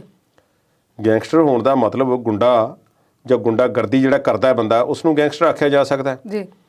ਹੁਣ ਇਹਨਾਂ ਨੂੰ ਪਹਿਲਾਂ ਕਿਉਂ ਨੱਥ ਨਹੀਂ ਪਾਈ ਜਾਂਦੀ, ਇਸ ਗੱਲ ਦਾ ਸਾਨੂੰ ਕੋਈ ਅੰਦਾਜ਼ਾ ਨਹੀਂ। ਸਰਕਾਰਾਂ, ਕਈ ਵਾਰੀ ਇਹ ਵੀ ਆਖ ਦਿੱਤਾ ਜਾਂਦਾ, ਸਰਕਾਰਾਂ ਤੇ ਇਲਜ਼ਾਮ ਲੱਗਦੇ ਨੇ ਸਰਕਾਰੀ ਪੁਸ਼ਤ ਪਨਾਹੀ ਦੇ ਨਾਲ ਇਹ ਗੁੰਡੇ ਜਿਹੜੇ ਹਨ ਸਮਾਜ ਦੇ ਵਿੱਚ ਪ੍ਰਵਾਨ ਛੱਡਦੇ ਨੇ ਤੇ ਗੈਂਗਸਟਰ ਜਿਹੜੇ ਨੇ ਫਿਰ ਸਮਾਜ ਨੂੰ ਆਪਣੇ ਹਿਸਾਬ ਨਾਲ ਚਲਾਉਂਦੇ ਨੇ ਜੀ। ਹੁਣ ਗੈਂਗਸਟਰ ਦੇ ਬਾਰੇ ਕੁਝ ਗੱਲਾਂ ਤੇ ਪੱਕੀਆਂ ਨੇ। ਇੱਕ ਇਹ ਹੈ ਕਿ ਗੈਂਗਸਟਰ ਦੀ ਲਾਈਫ ਬਹੁਤੀ ਲੰਬੀ ਨਹੀਂ ਹੁੰਦੀ ਜੀ। ਜਿਸ ਤਰ੍ਹਾਂ ਦੀ ਹਾਈ ਰਿਸਕ ਲਾਈਫ ਸਟਾਈਲ ਉਸਨੇ ਜਿਉਣਾ ਹੁੰਦਾ ਹੈ ਉਸ ਦਾ ਸਿਸਟਮ ਹੀ ਇਹੋ ਜਿਹਾ ਬਣ ਜਾਂਦਾ ਹੈ ਕਿ ਉਹ ਕਦੇ ਵੀ ਕੁਝ ਵੀ ਹੋ ਸਕਦਾ ਹੈ। ਹੁਣ ਸਰਕਾਰਾਂ ਇਸ ਪ੍ਰਤੀ ਕਿੰਨੀਆਂ ਕੁ ਸੁਹਿਰਦ ਹੁੰਦੀਆਂ ਨੇ, ਇਹ ਉਦੋਂ ਹੀ ਰੌਲਾ ਪੈਂਦਾ ਜਦੋਂ ਗੈਂਗਸਟਰ ਕੋਈ ਇਹੋ ਜਿਹੀ ਵੱਡੀ ਕਾਰਵਾਈ ਨੂੰ ਅੰਜਾਮ ਦੇ ਦੇਵੇ ਜਿਸ ਦੇ ਨਾਲ ਫਿਰ ਸਰਕਾਰ ਹਿੱਲ ਜਾਂਦੀ ਹੈ। ਇੱਕ ਉਦਾਹਰਨ ਹੈ ਬਾਬਾ ਰਾਮ ਰਹੀਮ ਦੀ ਹੈ। ਉਸਨੇ ਲੰਬਾ ਸਮਾਂ ਆਪਣਾ ਸਾਮਰਾਜ ਜਿਹੜਾ ਸੀ ਉਹ ਚਲਾਇਆ। ਅੱਜ ਉਹ ਜੇਲ੍ਹ ਦੇ ਵਿੱਚ ਇੱਕ ਕੇਸ ਕਰਕੇ ਤੇ ਜਦੋਂ ਤੱਕ ਉਹ ਜੇਲ੍ਹ ਦੇ ਵਿੱਚ ਨਹੀਂ ਸੀ ਜਾਂ ਜਦੋਂ ਤੱਕ ਉਹ ਦੋਸ਼ੀ ਨਹੀਂ ਸੀ ਠਹਿਰਾਇਆ ਗਿਆ, ਸਰਕਾਰੀ ਲੋਕ ਪੰਜਾਬ ਦੇ ਵੀ, ਹਰਿਆਣੇ ਦੇ ਵੀ ਤੇ ਹੋਰ ਵੀ ਤੇ ਕਈ ਹੋਰ ਆਗੂ ਜਿਹੜੇ ਫਿਲਮਾਂ ਨਾਲ ਸੰਬੰਧਿਤ ਨੇ, ਖੇਡ ਜਗਤ ਨਾਲ ਸੰਬੰਧਿਤ ਨੇ, ਕਿਵੇਂ ਉੱਥੇ ਜਾ ਕੇ ਬਾਬੇ ਦੇ ਕੋਲ ਬੈਠਦੇ ਸੀ, ਚਰਨਾਂ 'ਚ ਮੱਥਾ ਟੇਕ ਕੇ ਆਸ਼ੀਰਵਾਦ ਲੈਣ ਆਉਂਦੇ ਸੀ। ਹੁਣ ਇਹ ਸਿਸਟਮ ਹੈ ਸਾਡੇ ਤੇ ਹੁਣ ਇੱਕ ਕੇਸ ਹੈ ਤੇ ਹੁਣ ਸਾਰੇ ਖੁੱਲ ਕੇ ਬੋਲ ਰਹੇ ਨੇ। ਜਿਹੜੇ ਉਸ ਨੂੰ ਇੱਕ ਕਾਮੇਡੀਅਨ ਨੇ ਭਾਰਤ ਦੇ ਵਿੱਚ ਆਪਣੇ ਇੱਕ ਪ੍ਰੋਗਰਾਮ ਦੇ ਵਿੱਚ ਬਾਬੇ ਰਾਮ ਰਹੀਮ ਵਰਗਾ ਭੇਸ ਬਣਾ ਕੇ ਉਸਨੇ ਇੱਕ ਪ੍ਰੋਗਰਾਮ ਪੇਸ਼ ਕਰਨ ਦੀ ਕੋਸ਼ਿਸ਼ ਕੀਤੀ ਤੇ ਉਹਨੂੰ ਜੇਲ੍ਹ 'ਚ ਜਾਣਾ ਪੈ ਗਿਆ। ਤੇ ਜਿਸਨੇ ਗੁਰੂ ਗੋਬਿੰਦ ਸਿੰਘ ਦਾ ਭੇਖ ਬਣਾਇਆ, ਸਵਾਂਗ ਰਚਾਇਆ, ਉਸ ਤੇ ਕੋਈ ਕੇਸ ਹੀ ਨਾ ਬਣਿਆ। ਉਹ ਤੇ ਹੋਰ ਕੇਸ ਦੇ ਵਿੱਚ ਸਜ਼ਾ ਹੋਈ ਹੈ। ਰਾਮਚੰਦਰ ਛਤਰਪਤੀ ਦਾ ਕਤਲ ਹੋ ਗਿਆ, ਉਸ ਕੇਸ ਦੀ ਸੁਣਵਾਈ ਵੀ ਚੱਲ ਰਹੀ ਹੈ। ਦੇਖੋ ਕਿੱਥੇ ਜਾਂਦੀ ਹੈ। ਸੋ ਗੈਂਗਸਟਰ ਦੀ ਅਸੀਂ ਗੱਲ ਕਰਦੇ ਹਾਂ ਵਿਕਾਸ ਦੁਬੇ ਦੀ। ਮੈਂ ਉਧਰ ਆ ਜਾਵਾਂ। ਵਿਕਾਸ ਦੁਬੇ ਨੂੰ ਜਦੋਂ ਪੁਲਿਸ ਗ੍ਰਿਫਤਾਰ ਕਰਨ ਗਈ ਕੁਝ ਮਹੀਨੇ ਪਹਿਲਾਂ ਤੇ ਉਸਨੇ ਕਿਹਾ ਮੈਨੂੰ ਗ੍ਰਿਫਤਾਰ ਕਰਨ ਆਏ ਹੋ। ਉਸ ਦੇ ਗੁੰਡਿਆਂ ਨੇ ਤੇ ਉਸਦੇ ਸਾਥੀਆਂ ਨੇ ਗੋਲੀ ਚਲਾ ਕੇ 8 ਪੁਲਿਸ ਵਾਲੇ ਮਾਰ ਦਿੱਤੇ ਮੁਲਾਜ਼ਮ। ਫਿਰ ਸਰਕਾਰ ਦੀ ਅੱਖ ਖੁੱਲੀ ਕਿ ਇਹ ਕੀ ਹੋ ਗਿਆ ਕਿ ਪੁਲਿਸ ਮੁਲਾਜ਼ਮਾਂ ਨੂੰ ਕੋਈ ਇਸ ਤਰ੍ਹਾਂ ਮਾਰ ਦੇਵੇ। ਇੱਕ ਗੁੰਡਾ ਉਸਦੇ ਮਗਰ ਹੱਥ ਧੋ ਕੇ ਪੈ ਗਈ ਯੂਪੀ ਦੀ ਪੁਲਿਸ। ਤੇ ਫਿਰ ਕਹਿੰਦੇ ਨੇ ਕਿ ਇੱਕ ਹੋਰ ਸੂਬੇ ਦੇ ਵਿੱਚੋਂ ਜਾ ਕੇ ਲੁਕ ਗਿਆ ਤੇ ਉੱਥੋਂ ਉਹ ਗੱਲ ਵੀ ਪੱਕੀ ਹੈ, ਉਸ ਤੇ ਵੀ ਸ਼ੰਕਾ ਕੀਤੀ ਜਾਂਦੀ ਹੈ ਕਿ ਇੱਕ ਮੰਦਿਰ ਦੇ ਵਿੱਚ ਉਸਨੇ ਪੁਲਿਸ ਨੂੰ ਕਾਲ ਕਰਕੇ ਖੁਦ ਬੁਲਾਇਆ ਕਿ ਮੈਨੂੰ ਇੱਥੋਂ ਗ੍ਰਿਫਤਾਰ ਕਰ ਲਓ, ਮੈਂ ਆਤਮ ਸਮਰਪਣ ਕਰਨਾ ਚਾਹੁੰਦਾ। ਆਤਮ ਸਮਰਪਣ ਕਰਕੇ ਜਦੋਂ ਉਸ ਨੂੰ ਲਿਆਂਦਾ ਜਾ ਰਿਹਾ ਸੀ ਵਾਪਸ ਯੂਪੀ ਦੇ ਵਿੱਚ ਤੇ ਗੱਡੀ ਉਲਟ ਗਈ। ਗੱਡੀ ਉਲਟ ਗਈ ਤੇ ਮੁਕਾਬਲਾ ਹੋ ਗਿਆ ਜੀ। ਕਹਿੰਦੇ ਜੀ ਗੱਡੀ ਉੱਥੇ ਬਾਰਿਸ਼ ਹੋ ਰਹੀ ਸੀ, ਇਹ ਡਿਵਾਈਡਰ ਤੇ ਗੱਡੀ ਚੜ੍ਹ ਗਈ ਤੇ ਗੱਡੀ ਪਲਟ ਗਈ ਤੇ ਉਸਨੇ ਉਸ ਤੇ ਉਹਦੇ ਸਾਥੀਆਂ ਨੇ ਭੱਜਣ ਦੀ ਕੋਸ਼ਿਸ਼ ਕੀਤੀ ਤੇ ਪੁਲਿਸ ਦੇ ਉੱਤੇ ਹਮਲਾ ਕਰ ਦਿੱਤਾ ਤੇ ਪੁਲਿਸ ਦੀ ਗੋਲੀਬਾਰੀ ਦੇ ਵਿੱਚ ਉਹ ਵਿਕਾਸ ਦੁਬੇ ਤੇ ਉਹਦੇ ਨਾਲ ਦੇ ਸਾਥੀ ਜਿਹੜੇ ਸੀ ਮਾਰੇ ਮੁਰੇ ਗਏ। ਮਤਲਬ ਸੌਖਾ ਹੀ ਕੰਮ ਹੈ ਰਾਜ਼ ਛੁਪਾਣੇ ਹੋਣ ਤੇ ਇਦਾਂ ਦੀ ਘਟਨਾ ਨੂੰ ਅੰਜਾਮ ਦੇ ਦਿੱਤਾ ਹੁਣ ਇਸ ਐਨਕਾਊਂਟਰ ਨੂੰ ਸਾਰੀ ਦੁਨੀਆ ਦੇ ਵਿੱਚ ਦੱਸਿਆ ਗਿਆ ਕਿ ਸਾਰੀ ਦੁਨੀਆ ਦੇ ਵਿੱਚ ਮੂੰਹ ਖੋਲਣ ਤੋਂ ਸਾਰੇ ਲੋਕ, ਕਿਸੇ ਨੇ ਗੱਲ ਨਹੀਂ ਆਖੀ ਕਿ ਕੁਝ ਗਲਤ ਹੋਇਆ ਹੋ ਸਕਦਾ ਹੈ ਤੇ ਜਾਂਚ ਬਿਠਾ ਦਿੱਤੀ ਗਈ ਕਿ ਕਿਵੇਂ ਇਸ ਤਰ੍ਹਾਂ ਹੋ ਗਿਆ।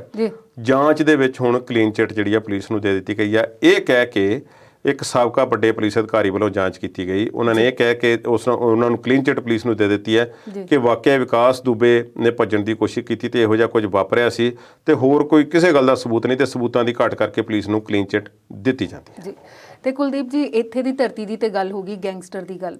ਉਹ ਗੈਂਗਸਟਰ ਤਾਂ ਨਹੀਂ ਸੀ ਮੈਨੂੰ ਲੱਗਦਾ, ਪਰ ਵਿਦੇਸ਼ੀ ਧਰਤੀ ਤੇ ਵੀ ਇੱਕ ਮਾਮਲਾ ਇਸ ਵੇਲੇ ਚਰਚਾ 'ਚ ਹੈ ਜਿਹਦਾ ਨਾਮ ਜਾਰਜ ਫਲਾਇਡ ਹੈ। ਉਹਦੇ ਕੇਸ ਦਾ ਮਾਮਲਾ ਹੁਣ ਕਿਉਂ ਚਰਚਾ ਵਿੱਚ ਹੈ? ਜਾਰਜ ਫਲਾਇਡ ਅਮਰੀਕਾ ਦੇ ਵਿੱਚ ਇਸ ਵਿਅਕਤੀ ਨੂੰ ਗ੍ਰਿਫਤਾਰ ਕੀਤਾ ਗਿਆ ਸੀ। ਹਾਲਾਂਕਿ ਮੈਂ ਦੱਸ ਦੇਵਾਂ ਕਿ ਉਹ ਇੱਕ ਸਿਆਹਫਾਮ ਨਸਲ ਦਾ ਵਿਅਕਤੀ ਸੀ, ਕਾਲੇ ਮੂਲ ਦਾ ਵਿਅਕਤੀ ਸੀ ਜੀ। ਉਸ ਨੂੰ ਗ੍ਰਿਫਤਾਰ ਪੁਲਿਸ ਕਰਨ ਗਈ ਸੀ ਕਿਉਂਕਿ ਇੱਕ ਸਟੋਰ ਦੇ ਵਿੱਚ ਉਸਨੇ ਨਕਲੀ ਨੋਟ ਜਿਹੜਾ ਸੀ ਕਹਿੰਦੇ ਨੇ ਕਿ ਚਲਾਉਣ ਦੀ ਕੋਸ਼ਿਸ਼ ਕੀਤੀ ਤੇ ਉਹਨਾਂ ਨੇ ਪੁਲਿਸ ਬੁਲਾ ਲਈ ਤੇ ਉੱਥੇ ਉਸ ਨੂੰ ਗ੍ਰਿਫਤਾਰ ਜਦੋਂ ਕੀਤਾ ਗਿਆ ਤਾਂ ਪੁਲਿਸ ਅਧਿਕਾਰੀ ਨੇ ਗ੍ਰਿਫਤਾਰ ਕਰਨ ਵੇਲੇ ਉਸ ਦੇ ਪਿੱਛੇ ਹੱਥਕੜੀ ਲਗਾ ਕੇ, ਆਮ ਤੌਰ ਤੇ ਵਿਦੇਸ਼ਾਂ ਦੇ ਵਿੱਚ ਜਦੋਂ ਹੱਥਕੜੀ ਲਾਉਂਦੀ ਹੈ ਪੁਲਿਸ ਤਾਂ ਪਿੱਠ ਦੇ ਪਿੱਛੇ ਲਾਈ ਜਾਂਦੀ ਹੈ ਜੀ। ਜੇ ਕੋਈ ਮੁਲਜ਼ਮ ਉਸ ਨੂੰ ਜਿਸ ਨੂੰ ਕੜੀ ਲਾਈ ਗਈ ਹੋਵੇ ਜਿਸ ਨੂੰ ਜ਼ਿਆਦਾ ਹਿਲਾਉਣ ਦਾ ਯਤਨ ਕਰੇ ਤੇ ਉਨੀ ਟਾਈਟ ਹੁੰਦੀ ਜਾਂਦੀ ਹੈ। ਅੱਛਾ ਜੀ। ਉਸਨੇ ਉਸ ਨੂੰ ਗ੍ਰਿਫਤਾਰ ਕਰਕੇ ਮੂਧੇ ਮੂੰਹ ਸਿੱਟਿਆ ਹੋਇਆ ਸੀ ਪੁਲਿਸ ਅਧਿਕਾਰੀ ਨੇ ਜੀ ਤੇ ਉਸ ਦੀ ਧੌਣ ਤੇ ਜਿਵੇਂ ਕਹਿੰਦੇ ਨੇ ਕਿ ਗੋਡਾ ਰੱਖਿਆ ਹੋਇਆ ਸੀ, ਜਿਵੇਂ ਪੰਜਾਬੀ ਚ ਅਖਾਣ ਹੈ ਵਾਕਿਆ ਰੱਖਿਆ ਹੋਇਆ ਸੀ। ਜੇ ਉਸ ਵੀਡੀਓ ਨੂੰ ਚੰਗੀ ਤਰ੍ਹਾਂ ਵੇਖਦੇ ਹੋ ਤੇ ਉਹ ਵਾਰ-ਵਾਰ ਥੱਲੇ ਲੰਮਾ ਪਿਆ ਜਾਰਜ ਫਲਾਇਡ ਇਹ ਕਹਿ ਰਿਹਾ ਕਿ ਮੈਨੂੰ ਸਾਹ ਨਹੀਂ ਆ ਰਿਹਾ, ਮੈਨੂੰ ਸਾਹ ਨਹੀਂ ਆ ਰਿਹਾ, ਮੈਨੂੰ ਸਾਹ ਲੈਣ 'ਚ ਮੁਸ਼ਕਲ। ਤੇ 9 ਮਿੰਟ ਉਸ ਪੁਲਿਸ ਅਧਿਕਾਰੀ ਨੇ ਕਿਸੇ ਦੀ ਪਰਵਾਹ ਨਹੀਂ ਕੀਤੀ, ਧੌਣ ਤੇ ਗੋਡਾ ਰੱਖ ਛੱਡਿਆ ਤੇ ਫਲਾਇਡ ਦੀ ਮੌਤ ਹੋ ਗਈ। ਹੁਣ ਫਲਾਇਡ ਦੇ ਬਾਰੇ ਥੋੜੀ ਜਿਹੀ ਗੱਲ ਇਹ ਹੈ ਕਿ ਉਸ ਦਾ ਕੁਝ ਅਪਰਾਧਿਕ ਪਿਛੋਕੜ ਜ਼ਰੂਰ ਦੱਸਿਆ ਜਾਂਦਾ ਹੈ ਪਰ ਉਸ ਨੂੰ ਉਹ ਇਹ ਡਿਜ਼ਰਵ ਤਾਂ ਨਹੀਂ ਸੀ ਕਰਦਾ ਕਿ ਉਸ ਨੂੰ ਇਸ ਤਰ੍ਹਾਂ ਮਾਰ ਦਿੱਤਾ ਜਾਂਦਾ। ਦੁਨੀਆ ਭਰ ਦੇ ਵਿੱਚ ਰੌਲਾ ਪਿਆ, ਦੰਗੇ ਵੀ ਹੋਏ ਅਮਰੀਕਾ ਦੇ ਵਿੱਚ ਤੇ ਪੂਰੀ ਦੁਨੀਆ ਦੇ ਵਿੱਚ ਬਲੈਕ ਲਾਈਵਜ਼ ਮੈਟਰ ਨਾਂ ਦੀ ਮੁਹਿੰਮ ਜਿਹੜੀ ਸੀ ਚੱਲੀ ਤੇ ਉਸ ਦਾ ਵੀ ਵਿਰੋਧ ਹੋਇਆ। ਬਲੈਕ ਲਾਈਵਜ਼ ਮੈਟਰ ਜਦੋਂ ਦੁਨੀਆ ਭਰ ਦੇ ਵਿੱਚ ਖਿਡਾਰੀਆਂ ਨੇ ਬਾਹਾਂ ਤੇ ਬਿੱਲੇ ਲਾ ਕੇ ਉਸ ਜਾਰਜ ਫਲਾਇਡ ਦੀ ਸਪੋਰਟ ਦੇ ਵਿੱਚ ਤੇ ਕਾਲੇ ਸਿਆਹਫਾਮ ਲੋਕਾਂ ਦੀ ਤੇ ਸਿਆਹਫਾਮ ਨੀਤੀਆਂ ਦੇ ਵਿਰੋਧ ਦੇ ਵਿੱਚ ਜਦੋਂ ਲੋਕਾਂ ਨੇ ਮਾੜੀ ਮੋਟੀ ਕੋ ਆਵਾਜ਼ ਉਠਾਈ ਤੇ ਹੋਰ ਦੇਸ਼ਾਂ ਦੇ ਵਿੱਚੋਂ ਵੀ ਆਵਾਜ਼ਾਂ ਆਈਆਂ ਵੀ ਸਾਡੇ ਨਾਲ ਵੀ ਇਸ ਤਰ੍ਹਾਂ ਹੁੰਦਾ, ਸਾਡੇ ਨਾਲ ਵੀ ਇਸ ਤਰ੍ਹਾਂ ਹੁੰਦਾ। ਭਾਰਤ ਵੀ ਛੂਤਾ ਨਹੀਂ ਰਿਹਾ। ਮੈਂ ਦੱਸ ਦੇਵਾਂ ਭਾਰਤ ਦੇ ਵਿੱਚ IPL ਲੀਗ ਹੁੰਦੀ ਹੈ ਤੇ ਭਾਰਤ ਵਿੱਚ ਕਈ ਦੇਸ਼ਾਂ ਦੇ ਖਿਡਾਰੀ ਨੇ ਖੇਡਣ ਵਾਸਤੇ ਆਉਂਦੇ ਨੇ, ਵੈਸਟ ਇੰਡੀਜ਼ ਦੇ ਵੀ ਆਉਂਦੇ ਨੇ। ਡੈਰਨ ਸੈਮੀ ਸਾਬਕਾ ਵੈਸਟ ਇੰਡੀਜ਼ ਦੇ ਕਪਤਾਨ ਉਹ ਕਹਿੰਦੇ ਨੇ ਕਿ ਜਿਸ ਲੀਗ ਦੇ ਵਿੱਚ ਮੈਂ ਖੇਡਦਾ ਸੀ ਉਸ ਦੇ ਖਿਡਾਰੀ ਮੈਨੂੰ ਬਾਰ-ਬਾਰ ਕਾਲੂ ਕਹਿ ਕੇ ਬੁਲਾਉਂਦੇ ਸਨ ਤੇ ਮੈਨੂੰ ਇਸ ਦਾ ਅਰਥ ਨਹੀਂ ਸੀ ਪਤਾ ਤੇ ਮੇਰੇ ਤੇ ਹੱਸਿਆ ਜਾਂਦਾ ਸੀ। ਤੇ ਫਿਰ ਜਦੋਂ ਉਸ ਨੂੰ ਅਰਥ ਪਤਾ ਲੱਗਾ ਤੇ ਉਸਨੇ ਕਿਹਾ ਕਿ ਮੈਂ ਚਲੋ ਕੋਈ ਗੱਲ ਨਹੀਂ ਹੋਊ ਪਰੇ ਕਹਿ ਕੇ ਮੈਂ ਛੱਡ ਦਿੱਤਾ। ਤੇ ਪਰ ਜਦੋਂ ਹੁਣ ਜਾਰਜ ਫਲਾਇਡ ਦੀ ਮੌਤ ਹੋਈ ਤੇ ਮੈਂ ਗੱਲ ਦੁਨੀਆ ਨੂੰ ਦੱਸਣੀ ਚਾਹੁੰਦਾ ਕਿ ਇਸ ਤਰ੍ਹਾਂ ਵੀ ਹੁੰਦਾ। ਮੀਟੂ ਮੂਵਮੈਂਟ ਵੀ ਚੱਲੀ ਇਸੇ ਤਰ੍ਹਾਂ, ਬਲੈਕ ਲਾਈਵਜ਼ ਮੈਟਰ ਦੀ ਮੁਹਿੰਮ ਵੀ ਚੱਲੀ। ਉਸ ਦੀ ਵਿਰੋਧਤਾ ਵੀ ਹੋਈ ਕਿ ਇਸ ਤਰ੍ਹਾਂ ਕਾਲਿਆਂ ਦੀ ਗੱਲ ਨੂੰ ਜ਼ਿਆਦਾ ਉਭਾਰਨਾ ਜਾਂ ਕਿਸੇ ਇੱਕ ਨਸਲ ਦੀ ਗੱਲ ਨੂੰ ਜ਼ਿਆਦਾ ਉਭਾਰਨਾ ਵੀ ਰੇਸਿਜ਼ਮ ਹੈ। ਹੁਣ ਉਸ ਕੇਸ ਦੇ ਵਿੱਚ ਜਿਸ ਅਧਿਕਾਰੀ ਨੇ ਧੌਣ ਤੇ ਗੋਡਾ ਰੱਖ ਕੇ ਜਾਰਜ ਫਲਾਇਡ ਨੂੰ ਮਾਰ ਦਿੱਤਾ ਉਸ ਨੂੰ ਅਦਾਲਤ ਨੇ ਦੋਸ਼ੀ ਪਾਇਆ। ਉਹ ਅਧਿਕਾਰੀ ਪੁਲਿਸ ਅਧਿਕਾਰੀ ਜਿਸ ਦੇ ਖਿਲਾਫ ਗਵਾਹੀਆਂ ਵੀ ਹੋਈਆਂ ਤੇ ਜੋ ਬਾਈਡਨ ਨੇ ਵੀ ਕਿਹਾ, ਉਹ ਸ਼ਾਬਾਸ਼ ਦਿੱਤੀ ਹੈ। ਉਹਨਾਂ ਨੇ ਪਰਿਵਾਰ ਨੂੰ ਵੀ ਕਿਹਾ ਕਿ ਸਾਡੇ ਲਈ ਇਹ ਤਸੱਲੀ ਵਾਲਾ ਦਿਨ ਹੈ ਕਿ ਇਸ ਤਰ੍ਹਾਂ ਕਿਸੇ ਨੂੰ ਇਸ ਕੇਸ ਦੇ ਵਿੱਚ ਦੱਬਿਆ ਗਿਆ ਤੇ ਸਾਨੂੰ ਇਹ ਖੁਸ਼ੀ ਹੈ ਇਸ ਗੱਲ ਦੀ। ਤੇ ਉਹਦੇ ਪਰਿਵਾਰ ਨੇ ਵੀ ਖੁਸ਼ੀ ਮਨਾਈ ਹੈ। ਉਹ ਅਧਿਕਾਰੀ ਪੁਲਿਸ ਅਧਿਕਾਰੀ ਅਦਾਲਤ ਦੇ ਵਿੱਚ ਇੱਕ ਮੂੰਹ ਢੱਕ ਕੇ ਸਾਰਾ ਕੁਝ ਢੱਕ ਕੇ ਸਿਰਫ ਉਸਦੀਆਂ ਅੱਖਾਂ ਨਜ਼ਰ ਆ ਰਹੀਆਂ ਸੀ, ਉੱਥੇ ਬੈਠਾ ਹੋਇਆ ਸੀ ਤੇ ਉਸ ਨੂੰ ਗ੍ਰਿਫਤਾਰ ਕਰਕੇ ਲੈ ਗਏ ਨੇ। ਅਜੇ ਕੁਝ ਹਫ਼ਤੇ ਲੱਗ ਸਕਦੇ ਨੇ ਉਹਨੂੰ ਸਜ਼ਾ ਸੁਣਾਉਣ 'ਚ। ਜੀ ਤੇ ਕੁਲਦੀਪ ਜੀ, ਅਗਲੇ ਮੁੱਦੇ ਤੇ ਆਪਾਂ ਤੁਹਾਡੇ ਕੋਲੋਂ ਵਿਚਾਰ ਲਵਾਂਗੇ ਤੁਹਾਡੇ ਪਰ ਬ੍ਰੇਕ ਤੋਂ ਬਾਅਦ।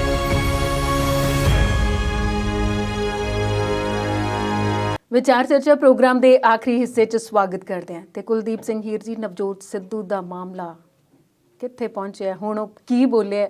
ਸੁਰ ਨਰਮ ਹੋਏ ਕਿ ਤਿੱਖੇ ਹੋਏ? ਸੁਰ ਤਿੱਖੇ ਹੁੰਦੇ ਜਾ ਰਹੇ ਨੇ ਜੀ। ਥੋੜਾ ਜਿਹਾ ਅੰਦਾਜ਼ਾ ਅਗਰ ਲਾਈਏ ਤੇ ਨਵਜੋਤ ਸਿੱਧੂ ਦੀ ਫ੍ਰੀਕੁਐਂਸੀ ਹੁਣ ਥੋੜੀ ਜਿਹੀ ਕਲੀਅਰ ਹੋ ਰਹੀ ਹੈ ਜੀ ਕਿ ਉਹ ਕਿੱਧਰ ਨੂੰ ਮਿਜ਼ਾਈਲਾਂ ਉਹਨਾਂ ਨੇ ਸਿੱਧੀਆਂ ਕੀਤੀਆਂ ਹੋਈਆਂ ਨੇ ਜੀ। ਪਹਿਲਾਂ ਤਾਂ ਹਵਾਈ ਤੀਰ ਲੱਗਦਾ ਸੀ ਕਿ ਚਲਾ ਰਹੇ ਆ ਜੀ ਤੇ ਹੁਣ ਉਹਨਾਂ ਨੇ ਕੁਝ ਗੱਲਾਂ ਕੀਤੀਆਂ ਨੇ, ਟਵੀਟ ਕੀਤਾ ਇੱਕ ਫਿਰ ਜੀ। ਉਹਨਾਂ ਨੇ ਸਿੱਧੇ ਤੌਰ ਤੇ ਆਪਣਿਆਂ ਨੂੰ ਹੀ ਘੇਰਿਆ ਜੀ। ਹੁਣ ਆਪਣਿਆਂ ਨੂੰ ਕਿਵੇਂ ਘੇਰਿਆ, ਉਸ ਦੇ ਵਿੱਚੋਂ ਕਿਹਨੂੰ ਛੱਡਦੇ ਨੇ ਤੇ ਕਿਹਨੂੰ ਫੜਦੇ ਨੇ ਜੀ, ਇਹ ਤੁਸੀਂ ਆਪ ਲੱਭ ਲੈਣਾ। ਮੈਂ ਉਹਨਾਂ ਦਾ ਟਵੀਟ ਤੁਹਾਡੇ ਨਾਲ ਸਾਂਝਾ ਕਰ ਦੇਵਾਂ ਜੀ। ਬੇਅਦਬੀ ਮਾਮਲੇ ਤੇ ਨਸ਼ਿਆਖੋਰੀ ਜਾਂ ਨਸ਼ਾ ਤਸਕਰੀ ਜਾਂ ਸਮਗਲਿੰਗ ਜਾਂ ਨਸ਼ਿਆਂ ਦਾ ਪੰਜਾਬ 'ਚ ਰੁਝਾਨ ਜੋ ਵੀ ਹੈ ਜੀ, ਉਸ ਵਿੱਚ ਜ਼ਿਕਰ ਤਾਂ ਨਹੀਂ ਕੀਤਾ ਉਹਨਾਂ ਨੇ ਜੀ। ਉਹਨਾਂ ਨੇ ਕਿਹਾ ਕਿ ਵੀਡੀਓ ਵੀ ਕੋਈ ਸਾਂਝੀਆਂ ਕੀਤੀਆਂ ਪੁਰਾਣੀਆਂ। ਉਹਨਾਂ ਨੇ ਕਿਹਾ ਕਿ ਇਹ ਸੋਚੀ ਸਮਝੀ ਮਿਲੀ ਜੁਲੀ ਯੋਜਨਾ ਹੈ ਜੀ। ਇਸ 'ਚ ਪਾਰਟੀ ਜਾਂ ਸਰਕਾਰ ਦੀ ਗਲਤੀ ਨਹੀਂ ਜੀ, ਪਰ ਇੱਕ ਵਿਅਕਤੀ ਦੀ ਅਸਫਲਤਾ ਹੈ ਜੀ। ਹੁਣ ਇੱਕ ਵਿਅਕਤੀ ਕੌਣ ਹੈ? ਹੈਡ ਆਫ ਦਾ ਸਟੇਟ ਹੋ ਸਕਦਾ। ਇਹ ਤੇ ਮੋਤੀ ਮਹਿਲ ਵੱਲ ਨੂੰ ਇਸ਼ਾਰਾ ਜਾਪਦਾ ਹੈ ਜੀ, ਪਰ ਨਾਂ ਉਹਨਾਂ ਨੇ ਫੇਰ ਨਹੀਂ ਲਿਆ ਜੀ। ਇਸੇ ਕਰਕੇ ਮੈਂ ਕਿਹਾ ਕਿ ਅਜੇ ਤੱਕ ਪੂਰਾ ਕਲੀਅਰ ਨਹੀਂ, ਥੋੜਾ ਕਲੀਅਰ ਅੱਗੇ ਨਾਲੋਂ ਜੀ। ਜੋ ਦੋਸ਼ ਇੱਕ ਵਿਅਕਤੀ ਦੀ ਇਹ ਸਫਲਤਾ ਹੈ ਜੋ ਦੋਸ਼ੀਆਂ ਨਾਲ ਘਿਓ ਖਿਚੜੀ ਹੈ ਜੀ ਤੇ ਕੋਟਕਪੂਰਾ ਗੋਲੀकांड ਤੇ ਵੀ ਬੋਲੇ। ਜੀ ਉਹਨਾਂ ਨੇ ਕਿਹਾ ਕਿ ਵਿਸ਼ੇਸ਼ ਜਾਂਚ ਟੀਮ ਦੇ ਖਿਲਾਫ ਫੈਸਲੇ ਮਗਰੋਂ ਟਵੀਟਾਂ ਦੀ ਲੜੀ ਦੇ ਵਿੱਚ ਜਿਹੜੇ ਉਹਨਾਂ ਨੇ ਕੀਤੇ ਉਹਦੇ ਵਿੱਚ ਫੇਰ ਬੋਲੇ। ਜੀ ਉਹ ਕਹਿੰਦੇ ਕਿ ਹਮ ਤੋਂ ਡੂਬੇ हैं सनम तुझको भी ले डूबे। ਹੁਣ ਪਹਿਲੇ ਇਸ਼ਾਰੇ ਚੱਲ ਰਹੇ ਸੀ, ਇਸ਼ਾਰੋਂ ਮੇਂ ਬਾਤ ਹੋ ਗਈ। ਹਾਂਜੀ, ਤੇ ਹੁਣ ਕਲੀਅਰ ਹੁੰਦੇ ਜਾ ਰਹੇ ਨੇ, ਪਰ ਉਹ ਕਿਹੜਾ ਪੈਂਤੜਾ ਬਦਲਣੇ ਜੀ। ਅਸੀਂ ਹੁਣ ਅੰਦਾਜ਼ੇ ਲਾਉਂਦੇ ਆ ਆਪਣੇ ਪ੍ਰੋਗਰਾਮ ਵਿੱਚ ਬੈਠ ਕੇ ਜੀ। ਅੰਦਾਜ਼ੇ ਇਹ ਹੈ ਕਿ ਪਹਿਲਾਂ ਇਹ ਅੰਦਾਜ਼ਾ ਸੀ ਕਿ ਸ਼ਾਇਦ ਉਹ ਕਾਂਗਰਸ ਪਾਰਟੀ ਨੂੰ ਅਸਤੀਫਾ ਦੇ ਦੇਣਗੇ, ਕਾਂਗਰਸ ਪਾਰਟੀ ਨੂੰ ਕਹਿਣਗੇ ਕਿ ਨਹੀਂ ਜੀ ਬਸ। ਦੂਸਰਾ ਅੰਦਾਜ਼ਾ ਸੀ ਕਿ ਉਹ ਕਿਸੇ ਹੋਰ ਵੱਲ ਜਾਣਗੇ ਜੀ, ਉਹ ਵੀ ਗੱਲ ਕਲੀਅਰ ਨਹੀਂ ਹੈ ਜੀ। ਕੋਈ ਚੌਥੇ ਫਰੰਟ ਵੱਲ ਜਾਣਗੇ, ਉਹ ਵੀ ਕਲੀਅਰ ਨਹੀਂ ਹੈ ਜੀ। ਪਰ ਇੱਕ ਗੱਲ ਹੁਣ ਕਲੀਅਰ ਹੁੰਦੀ ਜਾਪਦੀ ਹੈ, ਉਹਨਾਂ ਨੇ ਇੱਕ ਲਫ਼ਜ਼ ਵਰਤਿਆ ਕਿ ਕਿਸੇ ਇੱਕ ਸਰਕਾਰ ਜਾਂ ਪਾਰਟੀ ਦਾ ਮੁੱਦਾ ਨਹੀਂ ਹੈ ਜੀ। ਤੇ ਗੱਲ ਪਹਿਲਾਂ ਵੀ ਆਖਦੇ ਰਹੇ ਨੇ ਜੀ ਕਿ ਪਾਰਟੀਆਂ ਦੀ ਕੋਈ ਏਡੀ ਗੱਲ ਨਹੀਂ ਹੁੰਦੀ, ਗੱਲ ਇੰਡੀਵਿਜੂਅਲ ਦੀ ਹੁੰਦੀ ਹੈ ਜੀ। ਠੀਕ ਹੈ, ਇੰਡੀਵਿਜੂਅਲ ਦੀ ਗੱਲ ਹੈ। ਤੇ ਜੇ ਇੱਕ ਵਿਅਕਤੀ ਦੀ ਗੱਲ ਹੈ ਫਿਰ ਤਾਂ ਸਿੱਧਾ ਇਸ਼ਾਰਾ ਉਹਨਾਂ ਦਾ ਕੈਪਟਨ ਸਾਹਿਬ ਵੱਲ ਹੈ ਜੀ। ਹੁਣ ਇਸ ਮੁੱਦੇ ਤੇ ਕਿੰਨੇ ਕੋ ਕਲੀਅਰ ਹੁੰਦੇ ਨੇ ਆਉਣ ਵਾਲੇ ਦਿਨਾਂ ਦੇ ਵਿੱਚ ਤੇ ਕਿੰਨੇ ਕੋ ਤਿੱਖੇ ਹੁੰਦੇ ਨੇ।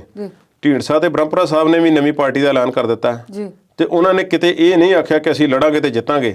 ਜਿੱਤਣ ਦੀ ਤਾਂ ਉਹਨਾਂ ਨੇ ਗੱਲ ਨਹੀਂ ਕੀਤੀ, ਪਰ ਉਹਨਾਂ ਨੇ ਕਿਹਾ ਕਿ ਅਸੀਂ ਇੱਕ ਫਰੰਟ ਜਿਹੜਾ, ਇੱਕ ਨਵਾਂ ਫਰੰਟ ਜਿਹੜਾ ਕਾਇਮ ਕਰਾਂਗੇ। ਹੁਣ ਨਵੇਂ ਫਰੰਟ ਦੇ ਵਿੱਚ ਕੌਣ-ਕੌਣ ਹੋ ਸਕਦਾ ਹੈ? ਇਸ ਦੇ ਵਿੱਚ ਕਾਂਗਰਸ, ਅਕਾਲੀ, ਆਮ ਆਦਮੀ ਪਾਰਟੀ ਤੇ ਫਰੰਟ, ਬਹੁਜਨ ਸਮਾਜ ਪਾਰਟੀ, ਸਾਰੀਆਂ ਧਿਰਾਂ ਜਿਹੜੀਆਂ ਨੇ, ਇੱਥੋਂ ਤੱਕ ਕਿ ਭਾਰਤੀ ਜਨਤਾ ਪਾਰਟੀ ਵੀ ਕੁਐਸਚਨ ਤੋਂ ਬਾਹਰ ਨਹੀਂ ਹੈ। ਇਸ ਗੱਲ ਨੂੰ ਸਮਝਣਾ ਚਾਹੀਦਾ ਹੈ ਜੀ। ਭਾਰਤੀ ਜਨਤਾ ਪਾਰਟੀ ਹਾਲ ਦੀ ਘੜੀ ਪੰਜਾਬ ਦੇ ਵਿੱਚ ਹੋ ਸਕਦਾ ਹੈ ਕਿ ਖੂੰਜੇ ਲੱਗੀ ਹੋਈ ਹੋਵੇ, ਪਰ ਇੱਕ ਖਾਸ ਕਿਸਮ ਦੀ ਸਪੋਰਟ ਉਹਨਾਂ ਨੂੰ ਵੀ ਹੈ ਤੇ ਉਹ ਵੀ ਸਥਿਤੀ ਨੂੰ ਦੇਖ ਰਹੇ ਨੇ, ਵਾਚ ਰਹੇ ਨੇ। ਤੇ ਜੇ ਕਿਸਾਨ ਅੰਦੋਲਨ ਕੱਲ ਨੂੰ ਕਿਸੇ ਹੋਰ ਪਾਸੇ ਨੂੰ ਮੋੜ ਲੈਂਦਾ ਹੈ ਤੇ ਭਾਰਤੀ ਜਨਤਾ ਪਾਰਟੀ ਨਾਲ ਕਿਸਾਨ ਆਗੂ ਜਾਂ ਕਿਸਾਨ ਸੰਸਥਾਵਾਂ ਜਾਂ ਪੰਜਾਬ ਦੇ ਲੋਕਾਂ ਦੇ ਕੋਈ ਹਾਲਾਤ ਸੁਖਾਵੇਂ ਹੁੰਦੇ ਨੇ ਤੇ ਭਾਜਪਾ ਪੂਰੀ ਇਸ ਦੌੜ ਦੇ ਵਿੱਚ ਸ਼ਾਮਲ ਹੋ ਜਾਂਦੀ ਹੈ। ਪਰ ਸਮਾਂ ਬਹੁਤਾ ਨਹੀਂ ਹੈ। ਉਹਨਾਂ ਨੇ ਫੂਲਕਾ ਸਾਹਿਬ ਦੇ ਟਵੀਟ ਦਾ ਜਵਾਬ ਦਿੱਤਾ ਸੀ, ਉਹ ਅਸੀਂ ਸਾਂਝਾ ਕਰ ਚੁੱਕੇ ਹਾਂ। ਪਰ ਫੂਲਕਾ ਸਾਹਿਬ ਤੇ ਵੀ ਥੋੜਾ ਜਿਹਾ ਉਹ ਇਸੇ ਮੁੱਦਿਆਂ ਦੇ ਵਿੱਚ ਉਹ ਕੁਝ ਨਾ ਕੁਝ ਬੋਲ ਰਹੇ ਨੇ। ਫੂਲਕਾ ਸਾਹਿਬ ਨੂੰ ਵੀ ਥੋੜਾ ਜਿਹਾ ਲਪੇਟੇ ਵਿੱਚ ਲਿਆ ਗਿਆ, ਪਹਿਲਾਂ ਸਿੱਧੂ ਵੱਲੋਂ ਤੇ ਹੁਣ ਫਿਰ ਕੁੰਵਰ ਵਿਜੇ ਪ੍ਰਤਾਪ ਵੱਲੋਂ। ਕੁੰਵਰ ਵਿਜੇ ਪ੍ਰਤਾਪ ਨੇ ਇਹ ਗੱਲ ਆਖੀ ਕਿ ਜਦੋਂ ਅਸੀਂ ਫੂਲਕਾ ਸਾਹਿਬ ਨੂੰ ਕਿਹਾ ਕਿ ਤੁਸੀਂ ਸਾਡੇ ਵਕੀਲ ਬਣੋ ਤੇ ਉਹਨਾਂ ਨੇ ਨਾ ਕਰ ਦਿੱਤੀ, ਤੇ ਬਾਅਦ ਵਿੱਚ ਇਸ ਮਾਮਲੇ ਤੇ ਬੋਲਣ ਲੱਗ ਪਏ ਤੇ ਅਸੀਂ ਉਹਨਾਂ ਨੂੰ ਕਿਹਾ ਕਿ ਹੁਣ ਤੁਸੀਂ ਚੁੱਪ ਕਰੋ। ਹੁਣ ਫੂਲਕਾ ਸਾਹਿਬ ਨੇ ਤੇ ਇੱਕ ਹੋਰ ਉਹਨਾਂ ਨੇ ਗੱਲ ਕੀਤੀ ਕਿ ਉਹਨੇ ਕਿਹਾ ਸੀ ਮੈਂ ਇਹ ਕੇਸ ਨਹੀਂ ਲੜਨਾ, ਮੈਂ ਇੱਕ ਰਾਜਨੀਤਿਕ ਆਗੂ ਹਾਂ, ਤੁਸੀਂ ਇਹ ਕੇਸ ਜਿਹੜਾ ਫਲਾਣੇ ਵਕੀਲ ਨੂੰ, ਰਾਜਵਿੰਦਰ ਸਿੰਘ ਬੈਂਸ ਨੂੰ ਦੇ ਦਿਓ। ਤੇ ਬਾਅਦ ਵਿੱਚ ਕਹਿੰਦੇ ਨੇ ਕਿ ਕੁੰਵਰ ਵਿਜੇ ਪ੍ਰਤਾਪ ਨੇ ਇਹ ਗੱਲ ਕਥਿਤ ਤੌਰ ਤੇ ਆਖ ਦਿੱਤੀ ਹੈ ਕਿ ਉਹ ਵਿਰੋਧੀਆਂ ਨਾਲ ਰਲ ਗਏ, ਰਾਜਵਿੰਦਰ ਸਿੰਘ ਬੈਂਸ, ਤੇ ਉਹਨਾਂ ਨੇ ਕੇਸ ਦੀ ਪੈਰਵਾਈ ਚੰਗੀ ਤਰ੍ਹਾਂ ਨਹੀਂ ਕੀਤੀ, ਜਿਸ ਕਰਕੇ ਕੇਸ ਜਿਹੜਾ ਸੀ ਪਿੱਛੇ ਪੈ ਗਿਆ। ਹੁਣ ਫੂਲਕਾ ਸਾਹਿਬ ਬੋਲੇ ਨੇ, ਉਹ ਕਹਿੰਦੇ ਨੇ ਕਿ ਕੁੰਵਰ ਵਿਜੇ ਪ੍ਰਤਾਪ ਜੀ ਤੁਸੀਂ ਇੱਕ ਗਲਤ ਗੱਲ ਆਖ ਰਹੇ ਹੋ, ਇੱਕ ਵਧੀਆ ਵਿਅਕਤੀ ਤੇ ਤੁਸੀਂ ਖਾਮ-ਖਾ ਦਾ ਇਲਜ਼ਾਮ ਲਾ ਰਹੇ ਹੋ, ਇਸ ਲਫ਼ਜ਼ ਆਪਣੇ ਵਾਪਸ ਲਓ। ਕੁੰਵਰ ਵਿਜੇ ਪ੍ਰਤਾਪ ਵਾਪਸ ਲੈਂਦੇ ਨੇ ਲਫ਼ਜ਼ ਕਿ ਨਹੀਂ, ਇਸ ਗੱਲ ਦਾ ਪਤਾ ਨਹੀਂ ਹੈ ਅਜੇ, ਪਰ ਮੈਂ ਸਮਝਦਾ ਕਿ ਨਵਜੋਤ ਸਿੱਧੂ ਨਾਲੋਂ ਜ਼ਿਆਦਾ ਤੇਜ਼ੀ ਦੇ ਨਾਲ ਜਿਹੜੇ ਬਿਲਕੁਲ ਸਾਫ਼ ਸਪਸ਼ਟ ਜਿਹੜੇ ਪੱਤੇ ਖੋਲ ਰਹੇ ਨੇ ਉਹ ਇਸ ਵੇਲੇ ਕੁੰਵਰ ਵਿਜੇ ਪ੍ਰਤਾਪ ਨੇ। ਪਰ ਨਵਜੋਤ ਸਿੱਧੂ ਵੀ ਹੌਲੀ-ਹੌਲੀ ਖੋਲ ਰਹੇ ਨੇ, ਔਰ ਉਹਨਾਂ ਨੇ ਜਿਹੜੇ ਇੱਕ ਤਾਸ਼ ਦੀ ਗੇਮ ਆਂਗੇ ਛਾਤੀ ਦੇ ਕਲੋਜ਼ ਕਹਿੰਦੇ ਰੱਖੇ ਹੋਏ ਸੀ, ਕੋਈ ਦੇਖ ਨਾ ਲਵੇ, ਤੇ ਹੁਣ ਥੋੜੇ ਉਹ ਲੱਗਦਾ ਹੈ ਕਿ ਝਾਤ ਪੈਣੀ ਸ਼ੁਰੂ ਹੋਈ ਹੈ ਜੀ। ਤੇ ਕੁਲਦੀਪ ਜੀ, ਇਸ ਤੋਂ ਬਾਅਦ ਵਿਦੇਸ਼ੀ ਧਰਤੀ ਤੇ ਚਲਦਿਆਂ, ਵੈਸੇ ਪੰਜਾਬ ਤਾਂ ਕਈ ਮੁਹਿੰਮਾਂ ਚੱਲਦੀਆਂ ਰਹਿੰਦੀਆਂ ਨਸ਼ਿਆਂ ਦੇ ਖਿਲਾਫ ਜਾਂ ਨਸ਼ਾ ਤਸਕਰੀ ਦੇ ਖਿਲਾਫ, ਤੇ ਕੈਨੇਡਾ ਦੀ ਧਰਤੀ ਤੇ ਚੀਤਾ ਆਪਰੇਸ਼ਨ ਕੀਤਾ, ਉੱਥੋਂ ਦੀਆਂ ਪੁਲਿਸ ਨੇ ਕੀਤਾ। ਇਹ ਸਾਰਾ ਮਾਮਲਾ ਜਿਹੜਾ ਹੈ ਤੁਸੀਂ ਸਪਸ਼ਟ ਕਰ ਦਿਓ। ਇਹ ਸਾਰਾ ਮਾਮਲਾ ਸਪਸ਼ਟ ਸਾਡੇ ਦਰਸ਼ਕ ਪੜ੍ਹ ਚੁੱਕੇ ਨੇ ਪਿਛਲੇ ਦਿਨਾਂ 'ਚ ਅਖਬਾਰਾਂ 'ਚ ਜੀ। ਇਹ ਕੋਈ ਬਹੁਤਾ ਇਸ ਗੱਲ ਤੇ ਕਿਸੇ ਕਿਸਮ ਪਾਸਿਓਂ ਵੀ ਮਾਣ ਨਹੀਂ ਕੀਤਾ ਜਾ ਸਕਦਾ ਜੀ, ਸ਼ਰਮ ਵਾਲੀ ਗੱਲ ਹੈ ਜੀ। ਇਹ ਪਹਿਲੀ ਤਾਂ ਗੱਲ ਹੈ ਕਿ ਇਕੱਲੇ ਕੈਨੇਡਾ ਵਿੱਚ ਨਹੀਂ ਹੈ, ਇੱਕੋ ਸਮੇਂ ਤੇ ਬਰੈਂਪਟਨ ਦੇ ਵਿੱਚ, ਓਨਟਾਰੀਓ ਵਿੱਚ, ਹੋਰ ਕਈ ਜਗ੍ਹਾ ਤੇ BC ਵਿੱਚ, ਬ੍ਰਿਟਿਸ਼ ਕੋਲੰਬੀਆ 'ਚ ਤੇ ਕੈਲੀਫੋਰਨੀਆ 'ਚ ਛਾਪੇ ਮਾਰੇ ਗਏ। ਹੁਣ 50 ਥਾਵਾਂ ਤੇ ਕਹਿੰਦੇ ਨੇ ਕਿ ਇੱਕੋ ਟਾਈਮ ਤੇ ਜਿਹੜਾ ਸੀ ਛਾਪੇ ਮਾਰੇ ਗਏ। ਬੜਾ ਕੰਪਲੀਕੇਟਡ ਆਪਰੇਸ਼ਨ ਹੁੰਦਾ ਜਦੋਂ ਦੋ ਦੇਸ਼ਾਂ ਦੀ ਪੁਲਿਸ ਇਸ ਦੇ ਵਿੱਚ ਰਲਦੀ ਹੈ। 2.5 ਮਿਲੀਅਨ ਦੀ ਲਾਗਤ ਦੇ ਕੀਮਤ ਦੇ ਜਿਹੜੇ ਨਸ਼ੇ ਜਿਹੜੇ ਨੇ ਫੜੇ ਗਏ ਨੇ, ਔਰ ਤਕਰੀਬਨ 48 ਜਿਹੜੇ ਨੇ ਉਹ ਆਟੋਮੈਟਿਕ ਹਥਿਆਰ ਜਿਹੜੇ ਨੇ, ਜੋ ਮਾਰੂ ਹਥਿਆਰ ਨੇ, ਉਹ ਫੜੇ ਗਏ ਨੇ ਤੇ 7 ਲੱਖ ਦੇ ਕਰੀਬ ਜਿਹੜੀ ਹੈ ਉਹ ਕਰੰਸੀ ਜਿਹੜੀ ਹੈ, ਕੈਸ਼ ਜਿਹੜੀ ਆ ਫੜੀ ਗਈ ਹੈ। ਜਿੰਨੇ ਵੱਡਾ ਵੈਸੇ ਦੱਸਿਆ ਗਿਆ, ਜਿੰਨੇ ਵੱਡਾ ਗਰੋਹ ਜਿਹੜਾ ਫੜਿਆ ਗਿਆ ਕਿ ਇੰਨੇ ਜ਼ਿਆਦਾ ਵਿਅਕਤੀ ਨੇ, ਉਸ ਹਿਸਾਬ ਨਾਲ ਜੇ ਮੈਂ ਤੁਹਾਨੂੰ ਦੱਸਾਂ ਤੇ ਇਹ ਨਸ਼ਿਆਂ ਦੀ ਕੀਮਤ ਵੀ ਤੇ ਕੈਸ਼ ਦੀ ਵੀ ਕੀਮਤ ਇੰਨੀ ਜ਼ਿਆਦਾ ਨਹੀਂ ਹੈ। ਪਰ ਇਹ ਵਿਅਕਤੀ ਜੁਰਮ ਦੀ ਦੁਨੀਆ ਨਾਲ ਜੁੜੇ ਹੋਏ ਦੱਸੇ ਜਾਂਦੇ ਨੇ ਤੇ ਪੰਜਾਬੀ ਮੂਲ ਦੇ ਨੇ, ਭਾਰਤੀ ਮੂਲ ਦੇ ਨੇ, ਪੰਜਾਬੀ ਨੇ, ਔਰ ਸਿੱਖ ਪਰਿਵਾਰਾਂ ਨਾਲ ਸੰਬੰਧਿਤ ਇਹ ਨੌਜਵਾਨ ਹਨ ਜਾਂ ਵਡੇਰੀ ਉਮਰ ਦੇ ਵੀ ਹੋ ਸਕਦੇ ਨੇ। ਹੁਣ ਇੱਥੇ ਕਈ ਗੱਲਾਂ ਤੇ ਸਾਨੂੰ ਝਾਤ ਮਾਰਨੀ ਬਣਦੀ ਆ ਜੀ। ਇੱਕ ਤੇ ਸਮਾਜਿਕ ਤੌਰ ਤੇ ਅਸੀਂ ਕਿੱਧਰ ਨੂੰ ਜਾ ਰਹੇ ਹਾਂ। ਜੀ। ਕੈਨੇਡਾ ਨੂੰ ਜਦੋਂ ਅਸੀਂ ਜਾਂਦੇ ਹਾਂ, ਕੈਨੇਡਾ ਦੇ ਵਿੱਚ ਜਦੋਂ ਵੀਜ਼ਾ ਲਿਆ ਜਾਂਦਾ ਹੈ ਤੇ ਸਾਡੇ ਤੋਂ ਫਾਰਮ ਬੜੇ ਲੰਬੇ ਚੌੜੇ ਭਰਵਾਏ ਜਾਂਦੇ ਨੇ, ਪੁਲਿਸ ਕਲੀਅਰੈਂਸ ਸਰਟੀਫਿਕੇਟ ਵੀ ਆਉਂਦੇ ਨੇ, ਸਭ ਕੁਝ ਸਾਨੂੰ ਕੋਈ ਲੈ ਕੇ ਫਿਰ ਅਸੀਂ ਉੱਥੇ ਜਾਂਦੇ ਹਾਂ। ਹੁਣ ਮੈਂ ਇਹ ਨਹੀਂ ਕਹਿ ਰਿਹਾ ਕਿ ਇੱਥੋਂ ਗਏ ਲੋਕਾਂ ਨੇ ਇਹੋ ਜਿਹਾ ਕੀਤਾ, ਹੋ ਸਕਦਾ ਉੱਥੇ ਦੇ ਬੋਰਨ ਨੌਜਵਾਨ ਵੀ ਇਸ ਵਿੱਚ ਸ਼ਾਮਲ ਹੋਣ, ਪਰ ਓਵਰਆਲ ਉਹ ਸਾਰਾ ਕੁਝ ਇਸ ਕਰਕੇ ਕਿ ਇੱਕ ਵਧੀਆ ਸੁਸਾਇਟੀ ਜਿਹੜੀ ਆ ਸਿਰਜੀ ਜਾ ਸਕੇ ਤੇ ਵਧੀਆ ਸਮਾਜ ਜਿਹੜਾ ਇੱਕ ਸਿਹਤਮੰਦ ਨਰੋਆ ਸਮਾਜ ਜਿਹੜਾ ਉੱਥੇ ਸਿਰਜਿਆ ਜਾਵੇ ਤੇ ਉਸ ਵਿੱਚ ਕੋਈ ਘਾਟ ਊਜ ਨਾ ਰਵੇ।